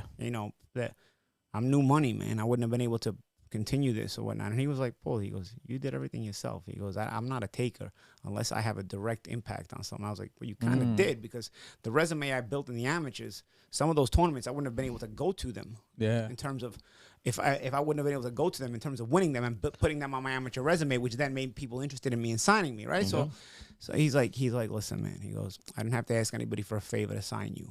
I didn't have to, he knew people like Don King. Yeah. Obviously, Don King knew all those street people, right? So, but he's like, I didn't have to ask for a favor to find you. You built up your own resume. People wanted to sign you when you turned pro. I didn't have to ask somebody to, That was all you. And so you did it. I was like, I don't know, man. You just needed a little assistance. I felt like, I need to give you something. He goes, bro, seeing you, a kid from the neighborhood, make it. He goes, I'm good. He goes, seeing you, a kid from the neighborhood, make it, and just haven't been able to do my part, you know, and seeing he used to That's crazy. He used to make sure that I was not hanging on the street corners. He would. It was almost like my Sonny in Bronx Tale. Like if it was a real life situation, this was my guy, you know. Wow. And you know, he'd like make sure I was back at the house. He'd have somebody come to the corner and I was hanging out and like kick me out. See, out of the car. Keep me out, and then he'd call my grandfather at the house, be like, "Yo, is he Paulie home?" You know what I mean? Like, cause I'd be like, "All right, I'm going home," you know. But I didn't want to go home. Believe it or anyway, not, years later, whatever he did for a living, I look at it as a bigger purpose. He was one of your angels to get where you at. well, I'll tell you what. The reason I'm telling you the story is because when he passed away, it was sudden, right? He got killed, and I remember just sitting down, like I was really sad, you know. He had been a good person. I didn't see him as often as I would when I was a kid, but you know, I would still catch him and run into him, and you know, we'd get together at times, you know, maybe a couple times a year. And I remember just thinking, wow, man, well, all those people now that said he was gonna be a taker. I was like, man, people watch too many movies, man. I said, you know what? Because in the movies, everything gives you this perception of all the time, and I was like. Man, I was like, he's going to the cemetery, and he never took a penny from me. I was like, wow. I was like, that's crazy, you know. So it didn't put into me something that if I see you motivated, like I want to help out too. If I see you motivated, but if I see your motivation is in the right place. You're not looking for a free handout. Like you see some of these fighters, as long as they got their apartment paid for and they're on a salary, all of a sudden they're not training as hard anymore. Bro, that salary and that apartment ain't lasting for you if you don't keep winning and make that person's investment back and also make your own money. You know, you got to get to a high level because you might get the apartment paid for and the salary paid for, but bro, you ain't gonna last like this. Like that comes to an end if you don't succeed in boxing. You know what I mean? Like you got to make impact in money. life. You have to stay hungry. You got to make impact money. And so, you know, I see that. You know, I got a few kids, amateur kids, and a couple of pro kids. Nice I kids. sponsor. Nice you know, I've also helped. You know, some fighters. You know. They'll remain nameless pro fighters. You know, in times of need, they may have needed something. You know, I've done that. I've done that, and without asking, without wanting it back, without asking for. Sometimes I actually said, "Hold that, keep it." You know what I mean? It's based off of that. I think sometimes you've got to, you know, pay it forward, so to speak. Pay it forward, so to speak. But again, even this, I don't want people to take it out of context. Moderation in the right context. And don't let yourself get abused. You know what I mean? Because people will take advantage quick. If people see free money, it's quick. As a matter of fact, when I tell people, when I give you money, I don't want any credit for it. I say, do not tell anybody I did this for you. Do not tell anybody I did this for you. Because if people start hearing that, man, people start asking left and right. It happens very rare cases, but it happens. And when it happens, I feel very strongly about that particular situation because it's something that I feel like I need to do. You know what I mean? It's something important I want to highlight in that story you said with you know the gentleman is yes he knows this he really did not want to take credit because you took advantage of every single opportunity presented, right? But he helped me with the opportunity. He did, but once again he saw it as he assisted. He did not create the opportunity for you. You did. But that's a real OG to me. You know what I mean? Yeah. Like people It's like important. talk about OGs. Like OGs have principle. You're not an OG unless you can live by a certain set of principles, man. You know what I mean? lost 10% of a company because of that. What Paulie just said. I woke up one day. The company started doing well. Another company called True Receipt, and I woke up one day and I said, "Yo, Paulie, I really appreciate everything you did for me. I no longer work. It's only Truthful Taxes, and this other company is moving." I say, "Oh, I love you, kid. I'm giving you 10%. Right? Yep. I'm giving you 10% of the company." I don't want. He's like, "Baka, you don't have to do that." I said, "I do have to do that. It's principle, because I have 100% of another company that's doing well, and the reason why it's doing well is because Truthful Taxes is doing better. Truthful Taxes is doing better because I'm able to apply 60 hours a week now because of your investment. You know what? No problem." Then another one came up, and that one was doing really well, still doing very, very well. And, you know, I gave him the chance to buy in at a low rate. He bought in right away. And All 3 of his companies. Because now it's that network, and as I said before, that network feel. Once you build a network, people know you can be trusted. People know your If I'm looking for your an track record. You set the precedent. If I'm looking for an investor, Jonathan Hernandez for me has set the precedent. You know what I mean? Like, Thank you. If people ask me, yo, is this a good person to invest with? Listen, that's my guy. Fuck I've yeah. invested this, and this with him because if he's doing something, he knows he can do it. Because there's that level of human being, which is that knows how to succeed. And I've seen this in these kind of entrepreneurs. They don't enter something that they can't succeed. Yeah. We can't all do everything. Even successful people. There's not something we can all do. But he knows what he can do and what he can't do. Yep. And he will not enter the room if it's something he cannot do. He especially won't take your money if it's something he cannot do. Yeah. So once I know I'd rather borrow money from a bank first. Once that person set that precedent, I'd rather borrow money from a bank first. They're gonna live on that principle. You know what I mean? And those are the people I try to, in terms of business and also in terms of friendship. Those are the people that you want to invest with. And if you're gonna make moves, those are in my lifetime the people when I finally learned how to weed out the garbage from the true people. Yeah. That's those are some of the criteria that I look for. In people, I'm not actually looking so. When it comes to investing, right?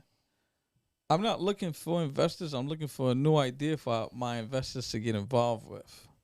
And that's what we constantly do. So Paulie knows this ain't the last venture for us. Because it'll be one day like, yo, Paulie, I got something good. Let me know if you want to jump in. Why? Because I deal with Paulie already. Mm-hmm. You understand? We already exchanged big money. And also with the relationship we've built up, it's like, you know, even as an entrepreneur, you know your core investor team, right? So you know, like, you know, they believe in you, you believe in them, and you sort of built a team around each other. Like when there's a new idea, you can kind of get together and be like, yo, think about doing this. I gave Ken a shot to be in business with me, right? Mm-hmm. And we opened up True Rentals. The little pillow in the background, throw the screen right there with that pillow, bing, True Rentals, right? And we bought a couple of cool exotic cars, but I gave him the chance to open a business with me, right? Mm-hmm. And the reason why I did that, I say that because... I'm thinking about the guy that crashed the car. oh, shit, crazy, right? And the reason why I did that is because I seen his work ethic, right? Because now he's working at the office with me. Mm-hmm. So I go, all right, dude never says no, is always ripping and running, stays late, comes in early, yep, boom. He can't move a tool for his fucking life. But still, it's not my thing. I supervise. Look, he gets uncomfortable. He gets uncomfortable when you mention anything with tools. He goes, it's not my thing. Nah, he can't. I'm the brain behind the guy with the tools. I seen his work ethic. I seen his work ethic, and I said, yo, once the idea came, I said, yo, let's start a car company. I'll get them rented. Everybody I know will get the rent. We'll get it rented. 100%. And he runs a big portion of the company. Mm-hmm. You know, we all have our own, like my network, I think allows 70% of the cars to get rented. Yeah. Strong network. But then his relentless work. Mm-hmm. You got to be organized. Sends out those contracts. Yeah. Organization, operational. Delivers the cars. It's mayhem otherwise. Antonio accepts the money. Those are the subtle details that make or break things. Yep. You know, you have to be organized. Yo, we put together a car rental business in 10 days. You know why? Because of all the skill sets that we had already. In 10 days, we put it together. Yeah. Mm-hmm. From contracts, everything. But we all have a strong point. You just got like I know my weaknesses when it comes to just professionally. Yeah. So is I think that's why our pairing works. Is just I know my weakness, I know his weaknesses. Another thing though, and I'll say this, I fuck around with this guy a lot. Mm-hmm. Right? I mean, you were in the office, you're like, yo, this must be all day. You guys are fucking all day. Going we at talk it. shit all day. We don't argue, right? We talk shit all day to one another. But I do that because you got to be able to understand me too. You understand? Mm-hmm. Yo, John just talks shit all day, but then he knows when it's rip and run for me. You understand? Mm-hmm. If I just start a business with you and you don't know me personally, you might not actually like me. Yeah. You might be like, yo, this guy's cocky. He's a dickhead. No, I'm actually a really nice person to deal with. At times, he tells me, yo, you're too nice. Yeah. You know why? He understands me, Paulie. He understands me. Like, you understand me? We laugh most of the time. Mm-hmm. You know what I'm saying? We eat. We're ready to cry. You know what I'm saying? You know what I learned, a couple of years ago is if I'm going to work, I'm literally doing some type of business conversation or work, or I say probably 20 hours a day. 20? I feel like every point I'm awake, it's some type of business conversation or something that has to do with what we're doing. Mm-hmm. I want to laugh majority of the time. Mm-hmm. You know, a lot of people see Lighten me. the mood. Yeah, I just Yeah. look. A lot of people might see me or portray this more serious persona, but I am laughing majority of the time, right?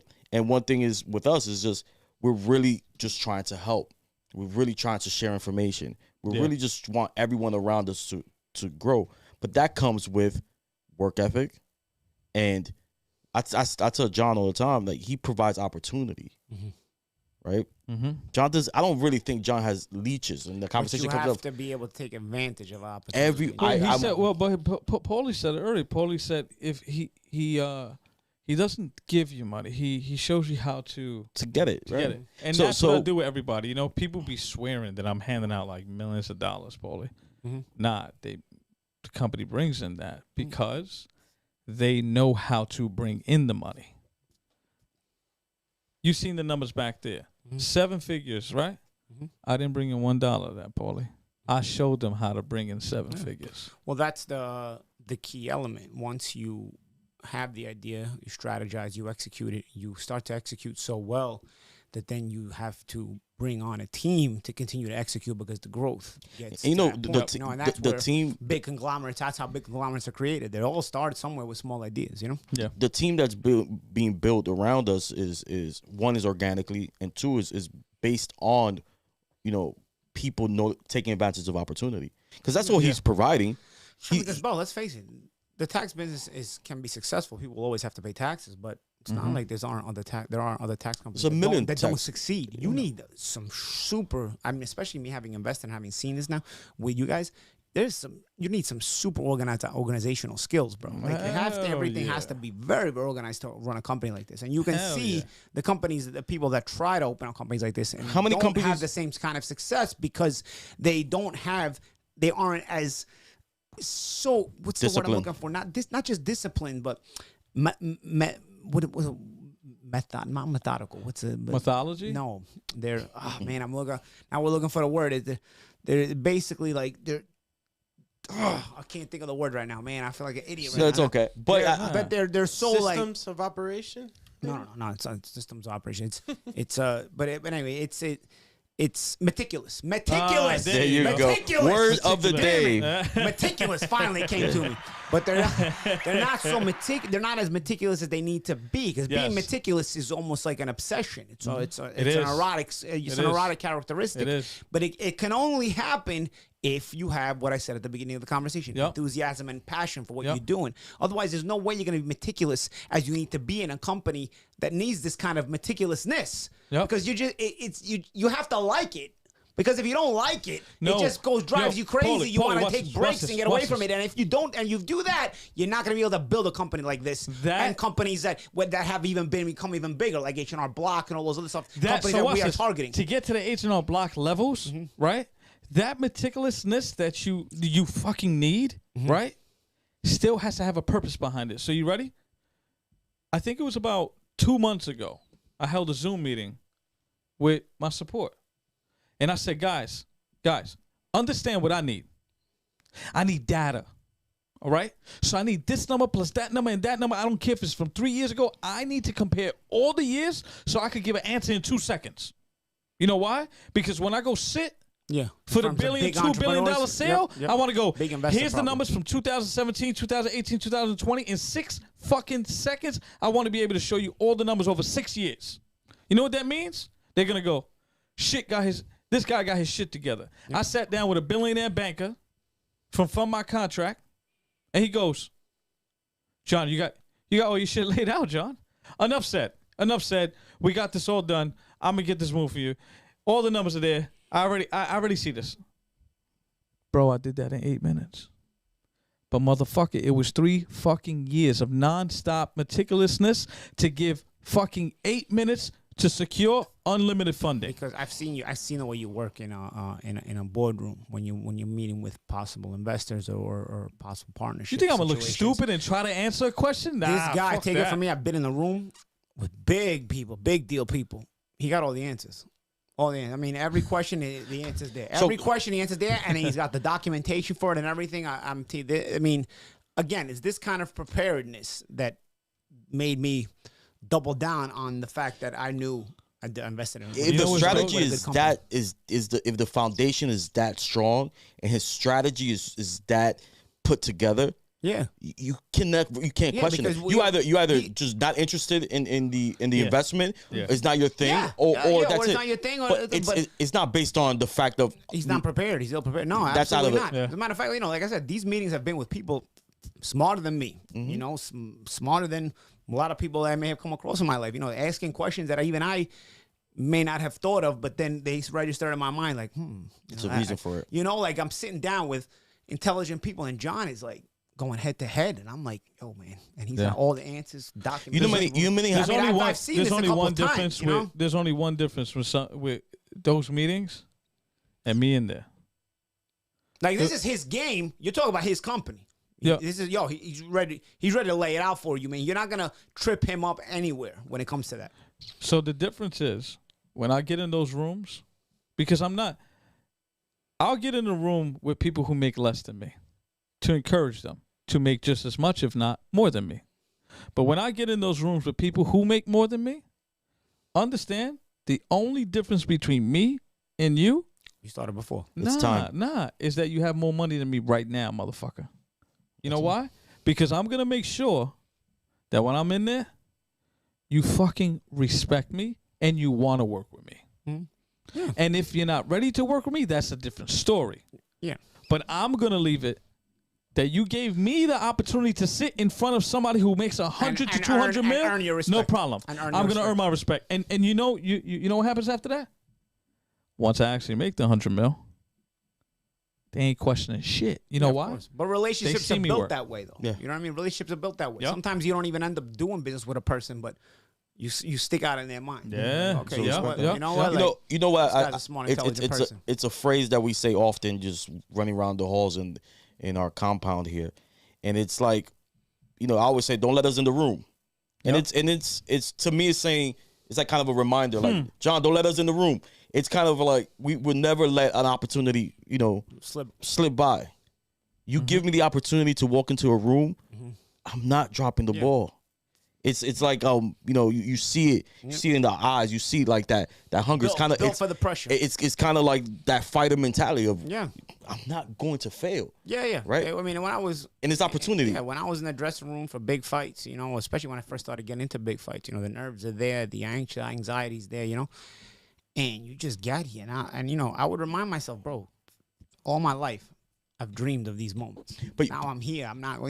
These are moments you start with your goal in mind, humble beginnings. We all have new money. You always start with humble beginnings. What do you consider some of my fights get, was your biggest fight, actually? I mean, anytime they were on major networks, starting from the Cotto fight onwards, there was so many big of those big ones. But especially in the beginning, when it's like you're first in those big fights, when the packed arenas where you've attended big fights in these kind of packed arenas, and now you're fighting in the same arenas in main events, And, there's nerves, anxiety when you're first there, I mean, it's part of fighting, but especially when you're first there.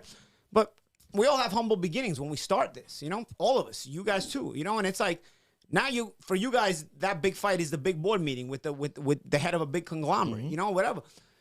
Yo, you don't get to this point from those humble beginnings to get to this moment and then be or I didn't get to this point and then get to from those humble beginnings and get into the arena, into the ring in front of the big arena and then not throw punches. You know what I mean? Like there are people that falter in that way. They choke under the pressure, but I'm not built that way, bro. Yeah. I'm going out fighting regardless. Yep. I may succeed, I may not, but I'm coming in there doing my work. I'm probing my effort. You going into the board meeting firing. You know what I mean? Whether the person does business with you or not, they come out. You left everything on the table. Impressed regardless. All my fights, for the most part, I can say whether I won or lost, and I've been champion. I've succeeded at high levels. I failed at high levels. Respect was given. Yeah. You know what I mean? But looking back on my career, for the most part, there's a respect level to my career, you know? And that's the thing, man. You earn respect from people on a larger scale than you, you know? Yeah. And once you have that respect, you can be in the room with them. And who knows? The networking can always remain because you have set a precedent and have a good reputation among those people. Yep. How important is it to keep that reputation, especially as an entrepreneur, and even looking to make investments with new partners? How important has that been for you to really, protect your reputation and what people really know you for?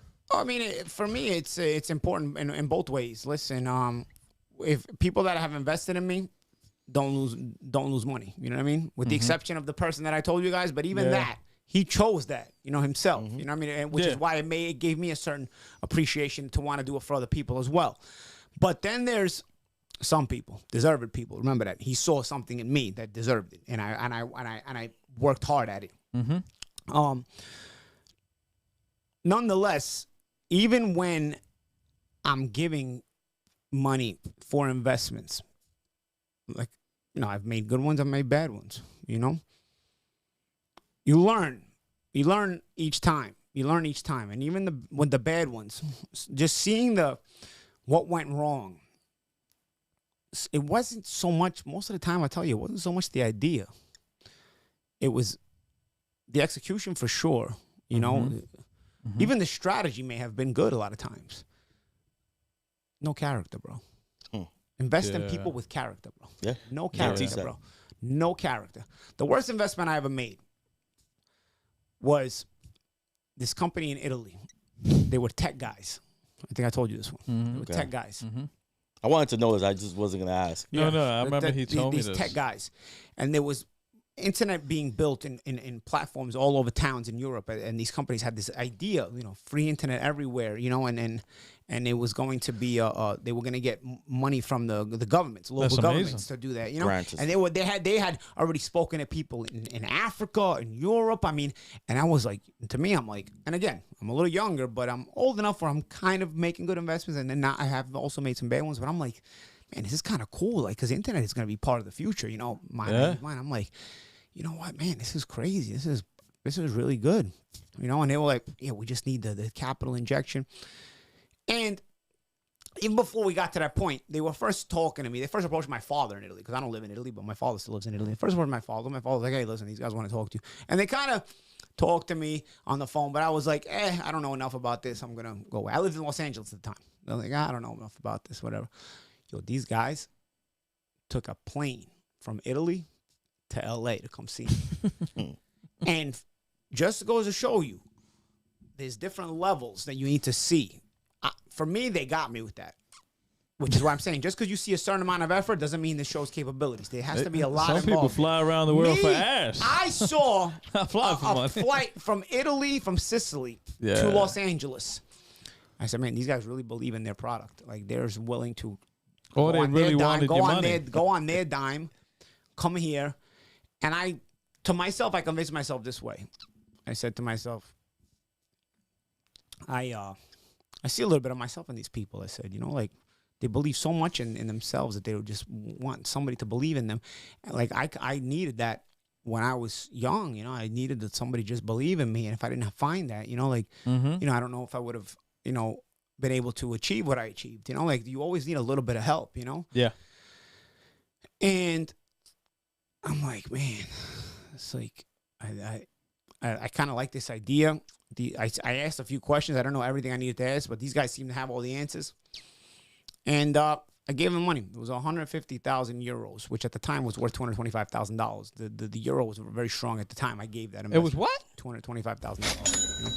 So 225 US. Yeah, 150,000 euros. 150,000. I'm gonna do a poll on TruePod. You ready?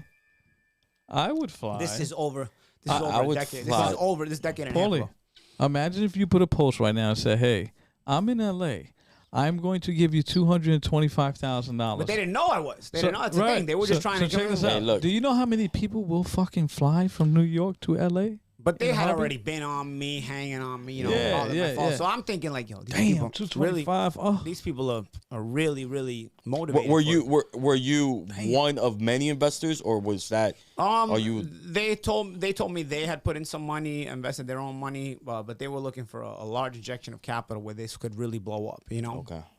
And the idea of, you know, internet in African cities, How and long? towns, How and long in European the cities and process towns, were they? places where they weren't long in the process, but they made it. They were at the idea. Yeah, they had a strategy set, but they weren't executing that strategy. You know, but they basically convinced me that they needed the capital in order to do this. Okay. Again, I didn't know all the questions I needed to ask yet. I gave the money, and you know, let's say the nothing ever happened. You know, meantime, I ended up seeing other. This idea was executed by other companies. You know, these what they had in mind has been executed since, just not by them. And little by little, like nothing happened. You know, so I remember I was fighting. Did anything good come out from that? Did you meet someone? Did you network someone? No, just a learning experience. Okay. But I'll tell you what. Again, the lack of character, 'cause I saw this firsthand. My brother went to Italy one time on a vacation, and these guys have since moved all over Europe. They knew to go away because obviously I'm going to go back and look for them, right? So they've since moved all over Europe. But my brother, once I realized the thing was not moving like it was supposed to move, like I wasn't getting any money. I remember my brother was on vacation in Italy. He wasn't even going. He didn't go there for that reason. And he saw these guys like sitting at a cafe, and my father was like, "Those are the guys that your brother invested with." And my brother's like, "What are they doing? Like 1 in the afternoon, just hanging out at a cafe?" You know what I'm saying? And my brother told me, and I'm like, "Yeah, I haven't seen anything." And I'm like, you know, I've been asking questions, and you know, they told me things are coming along, but you know, I was starting to realize like there's no work ethic here, bro. And I'm like, Can't teach that. They just kind of, but what they were doing was they had themselves on a salary. So they were using my money to just put themselves on a weekly or monthly salary, like, but they weren't actually doing work. You know what I'm saying?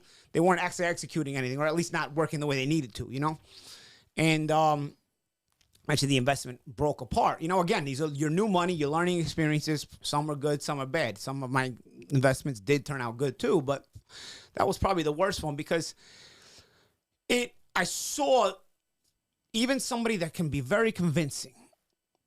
Yeah. They still need a track record of some success. And I took that out of that. That's what I learned. That was the biggest lesson I learned because I realized that no character is there. But typically people with no character repeat the same offenses. You know, they may not they may not blow other people's money like they may blow yours if you give it to them. But there's a reason people aren't investing in them. There's a reason they haven't done a thing in their life up to that point. Yep. Great ideas even come up with, because that idea has since been executed by other people. You know what I mean? That what they did, I see it when I'm in Europe. You know what I'm saying? That has been done, you know, since then. They could have done it before, though. And character is everything. It doesn't matter how good the idea is. You have to understand the people or person you are investing with and the character basis they have, the principles they live by, and the character in them they have. By the same token, my best investment, you know, obviously Truthful Taxes is an excellent investment, but I'll give you my best investment. I knew a guy, he's a chef, he was on the cooking channel. Oh, I remember this. Okay. And he already had a restaurant in the city, in Manhattan. And I had seen this guy in Gleason's gym since I'm an amateur. Nice guy all the time, you know, always cool, you know, never talk business, never. I didn't even know who he was really because I don't watch the cooking channel, you know. I don't even know if he was on the cooking channel when I met him. Who knows? Or even if the cooking channel even existed. I first met him in the 90s, you know, when I was boxing as an amateur. When I turned pro, I won a few pro fights. He approaches my best friend. He's like, "Yo, why don't you guys come through, man? I own this restaurant in the city. It's really cool, man. It's called Stanton Social. It's in Alphabet City, over there, Lower East Side." Yeah. And is it still there? Yeah. I think it is. I don't know what happened with the pandemic because I left New York altogether. But I believe it's still there. So he's like, "Yo, you know, so-and-so invited us over there." My best friend, he's like, "Let's go. Let's get a couple girls and we'll have a nice dinner there." I was like, "Cool." We go there. Cool spot, man. I'm like, "Oh man, I didn't even know this guy did this, man." I'm thinking he looks like a rocker guy in the gym. You know, I didn't realize he even cooked. You know, like you know, people have like brand images in different ways. You look at him, he looks like a you know, I thought of like a Rob Thomas, you know, from I don't want to be lonely no more. I don't want to be lonely anymore. Thomas type of guy. That's what he reminded me. Yo, did Paulie just hit a good note right He actually did. He kept it. No, so like that's what I remember. shit. Like, you know, like he kind of like reminded me of when he was in the gym. Cool guy. I didn't know like he had this like skill set where he was, you know, a restaurateur. Really cool. So we became friends. I would go back there at times. You know, he'd come to my fights. You know, huge boxing fan. And then I remember he was gonna open up another restaurant. He was gonna open up another restaurant, and he comes up to me and he goes, "Hey, listen." He goes, "I'm not telling you this because I need a favor." He goes, "I'm basically going up to my friends first. I'm approaching my friends first." And the way he presented him to me was really genius, but also Exclusivity. yeah. No, he goes, "I'm not doing this to you as a favor. I'm giving my friends the opportunity first. If you invest here, you're going to make money." He goes, "I'm opening a restaurant. I'm selling off points in this restaurant." He goes, and I remember at the time, it was around the same time I messed up the other investment. And he goes, $75,000 per point, you know? He says, you know, we're giving away, we have 3 owners, 20% each, and 40 points we're giving away for $75,000 per point, you know? Now, at the time, I'm burning this other money. So I'm like, you know, all right, dude. You know what? I'll buy a point because I know this guy. Now I see this guy. I seen this guy does well. My uncle thought I was out of my mind. He's like, bro, you're going to keep burning money on these dumb investments. 1 point for $75,000? I said, no, it gets even better. I said, it's $75,000, but it's another $94. If the project goes over budget, I got to pay him another $94 for that 1 point if it goes over budget to build out. And he showed me the piece of real estate that we're building. It was massive. It was massive. Yeah. And it was just in a big ass warehouse. And of course, it went over budget. I had to give the other 94. Oh, so my uncle's like, so like 75 plus 94. I'm a world champion, so I'm making good money, but at the same time, you know, I'm burning it like as if like it's always gonna come in. You know, so 75 plus 94. So I give the money, and he's like, he gave me the business plan, you know, all this other stuff. It's gonna make your money back in 7 years, all this other stuff. I was like, okay, whatever, you know. Fast money is typically fake money. It's usually a slow process. You heard that? Typically, the process to build something it takes a little bit of time. So I invested it. My uncle thinks I'm out of my mind, you know, and start getting a monthly stipend from this place. I mean, and he's getting bigger and bigger and bigger, bro. I got my money back in 3 years, bro. Oh, wow. In less than 3 years, actually. The 7-year plan, less than 3 years, I had all my money back, man. So I Talk about the 7-year plan for those that are not. It was basically in the business plan, you know, the way it was structured and the way your investment is going to help do this, A, B, and C. It's the business plan, you know, and so on and so forth. But I got my money back in 2.5, 3 years, you know, and then I'm just making profit on it, you know. Profit at that point. And then. Well, he sold then it. They sold it to a bigger conglomerate, and all the investors got a big chunk of money on top of that. And I had already like doubled my money since. Then I got this chunk of money when he got out too.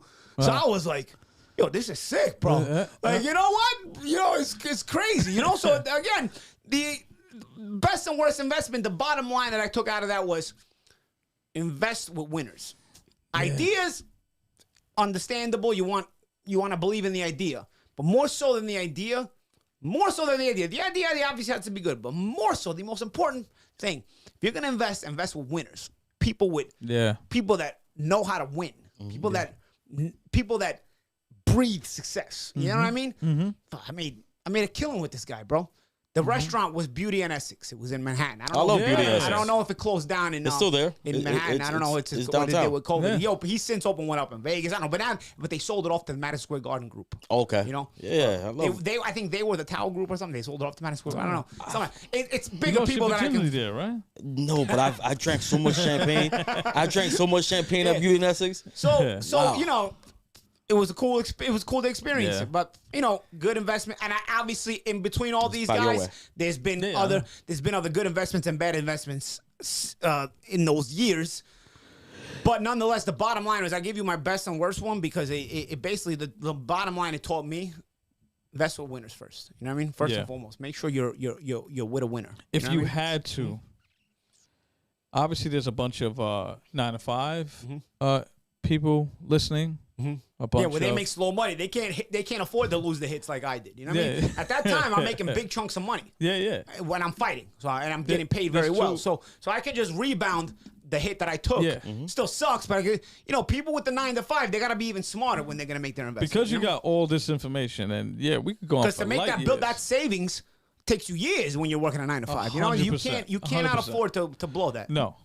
And there's not that much risk taking in a 9 to 5. There's nothing wrong with a 9 to 5. They're just not may not be ready to be an entrepreneur yet. So, as an entrepreneur listening, what will be the best advice based on your 20 years? How long have you been self-employed? I turned pro, so I was 20 years old. All right, so over your 20 years.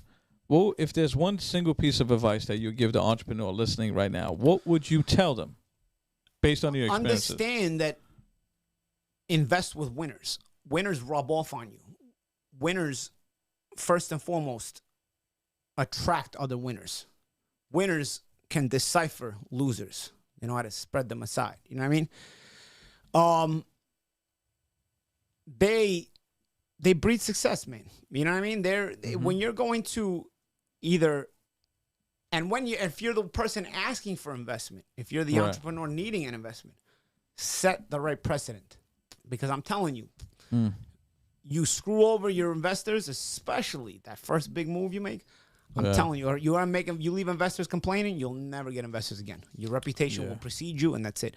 But your reputation will also precede you if you treat your investors right.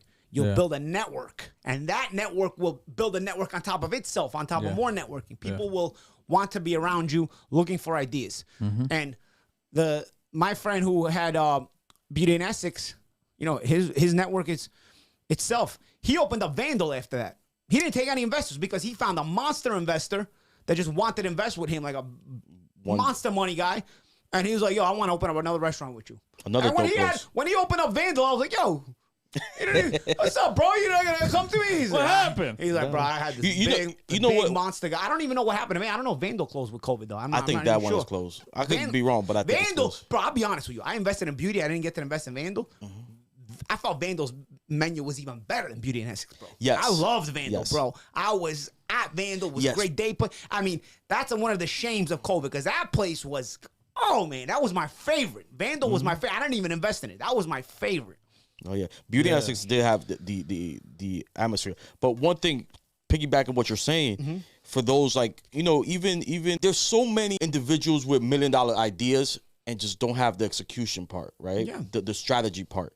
But they will get one investor. I think for those, my advice to them is focus on that one investor, make that one investor happy, and you'll get the additional. Because if I'm investing and I see you now doing well with Truthful Taxes, right? And it's proven. I'm gonna try on John's next idea, next business opportunity. That's good, right? So just focus on that one investor. Make sure that one investor is happy, like you say, and you will start. That reputation is going to precede itself, and it might not be that one business. It might be the next business, but you're going to have now one person interested. You might have 2 or 3. Yeah. But again, I mean, it comes down to, whether you are the person seeking the investment or you are the person investing with somebody. Yeah. Comes down to what you said. Patrick Oakes, my boss at Fight Star, said. Yeah. Idea, strategy, execution. It is incredible. If you boil it down to those 3 things, that's an approach for life, not just an approach to business. Yeah. Anything you have to do. Fuck yeah. Idea, strategy, and execution. If you can't come up with those 3 things, if the person trying to get money out of you for their plan can't come up with can't fill in the blanks of those 3 things, they shouldn't get your investment. No. Likewise, if you're seeking investment capital, you need to be able to sit down with people and make them understand the idea, the strategy, and how you plan to execute it. You need to show those things. If you cannot show those things, I think that breaks down to what Damon John says. Don't expect anybody to invest with you. And if somebody can't show you those things, don't waste your time with that. That breaks down to what Damon John says. You laying that out basically says you are ready to receive my investment. And bro, that's an idea in life. I think about it now. Like, you know, when I heard that, when Patrick first told me that, I'm like looking at it like, that's everything. Idea, strategy, execution is everything. Me entering my first New York Golden Glove tournament in 1998. The ideas of going to tournament, strategy is train my ass off. Execute is go in there and win every single round round of the tournament until I reach the finals and win the tournament. Like idea, strategy, everything. That's not even business right there. That's because the amateurs you don't get paid. But anything in life, idea, strategy, execution has to be the approach. No, I just realized that I've tried to start businesses for 20 years, right?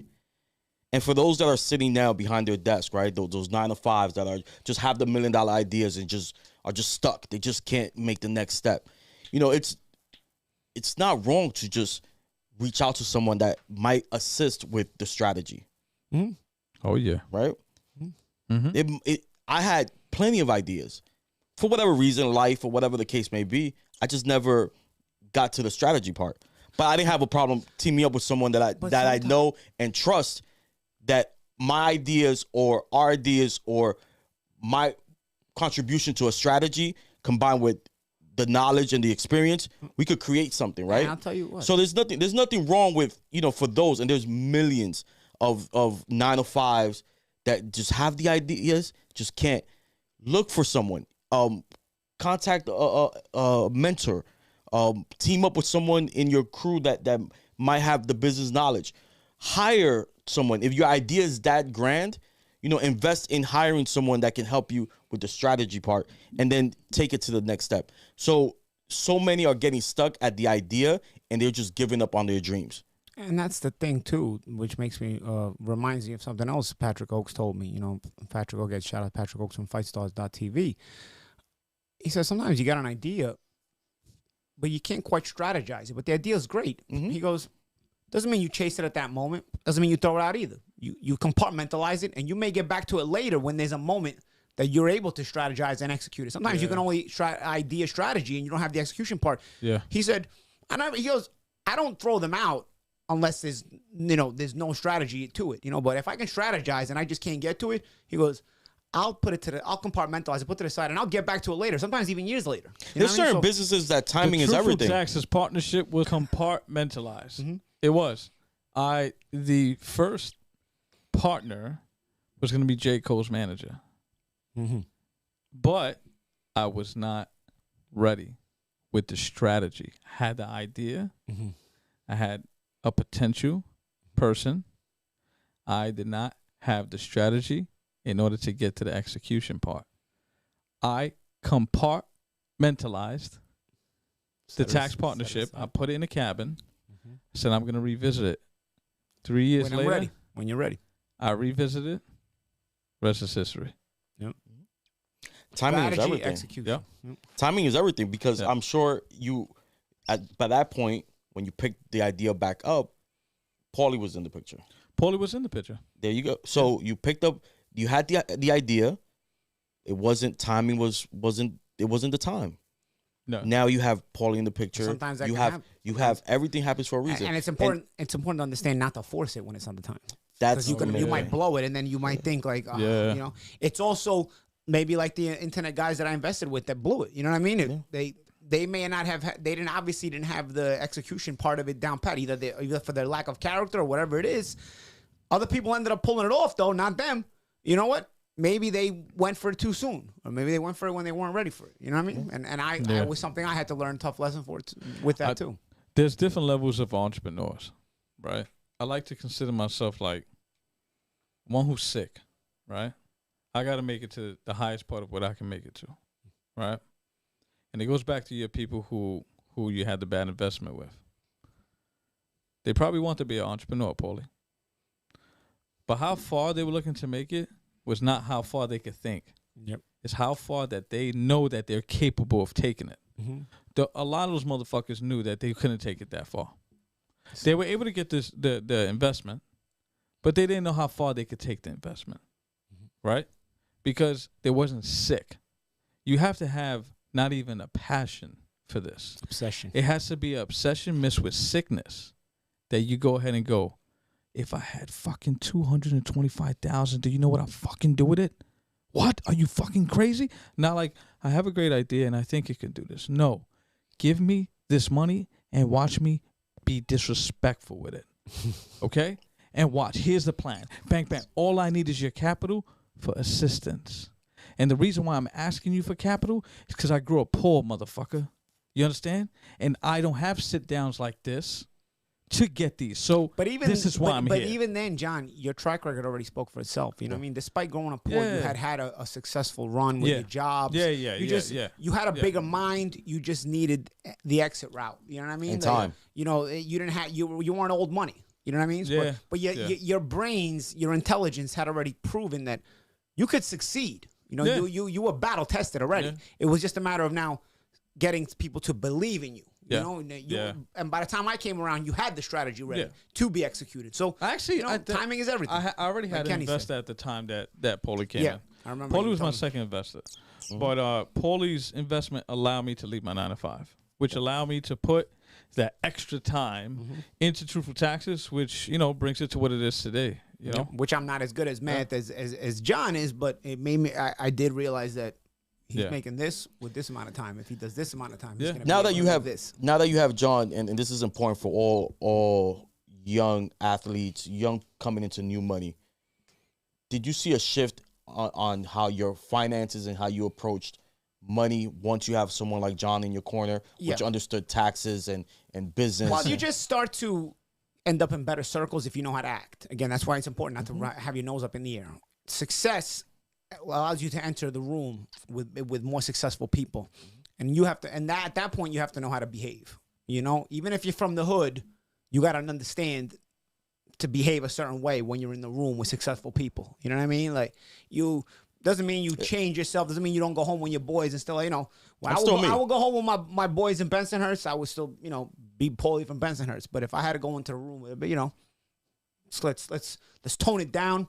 Let me make sure these people understand, that I'm not just a sucker. You're just gonna take my money from me. You know what I mean? Like I may talk like I'm from Bensonhurst, but I've made money for a reason, and I understand what to do with my money. You know what I mean? I had to learn that. I had to learn that, and it goes by the appearances and everything. First, you don't make a second chance. You don't get a second chance to make a first appearance. First impression. The first impression, yeah. First impression, exactly. So those impressions matter. Leave an idea in people's minds that you're the real deal. Whatever side you're on, whether you're the entrepreneur or you're the one in giving the injecting the capital. Leave that impression in people's minds. That's a real dude right there. Walk into every room with a purpose. Yep. That's boss it. Control it. Boss it. Be yourself, but walk into every room with a purpose. Yep. Yo, Confidence. Paulie, all I gotta say is I love you, kid. I always tell you that. Love you, kid. I appreciate you for coming on the True Pod show. And once again, I cannot say anything different, but I love you and thank you for investing in Truthful Taxes and me. Absolutely, man. So and I it's been one of my ambitions, obviously, in life to be successful. It's not just about finances for me. I don't want people to think that life is only about finances. Finances are important in terms of money is a protection for you. You know what I mean? And having money is a little bit of a protection for you. It allows you to have a buffer from possible dangers and pitfalls in life. Yeah. But I don't want people to think that it's just about money. There are other things in life. You have a great family at home. Yeah. I see how much time you spend with your kids and then dedicate you. There are other things. I don't want people to lose sight of the fact that everyone's happiness is a little bit different. What might make you happy might not make somebody else happy. Find what makes you happy, but prioritize. Right. Being unselfish while also not being a sucker. Let that sink in. Maybe you got to say that twice. Yeah. Being unselfish while also not being a sucker. It means be good to people, but don't let people take advantage of you. Essentially. And I think you'll be the perfect person at that point. Once you figure that out. Yeah. But yo, man, thank you for coming on the True Pod. This is what we do. We laugh, we joke at the same time, we drop gems at the same time. You understand that you're speaking to normal people. So I appreciate it and thank you very much. It's been my pleasure. Kid. Great. It was great. I love you, great man. chopping it up. Great chopping it up. Great meetings of the mind. I love you, kid. With two world-class And athletes. we're going to get out this because I got to make some moves myself. It's Friday. I got to get my kids, all right? Take care, guys. All right, man. All right, later. Just don't provoke me, cause I don't need no cellmates. I'm in a 2-seat, doing drops like a mailman. This ain't no hoopty ass, she riding, she's a hell yeah. No, I won't lose sleep about no pussy, I'm like farewell. Yeah. I'm outside. I know how it feel to see your homie switch sides. I know how to put that Rolls Royce shit in drive. I know how to load a clip and shoot, we gotta ride. You ain't gotta lie to me, baby, no. You know it's a vibe every time we catch him off sides, he won't make it, no. Money on my mind, I can't get it all.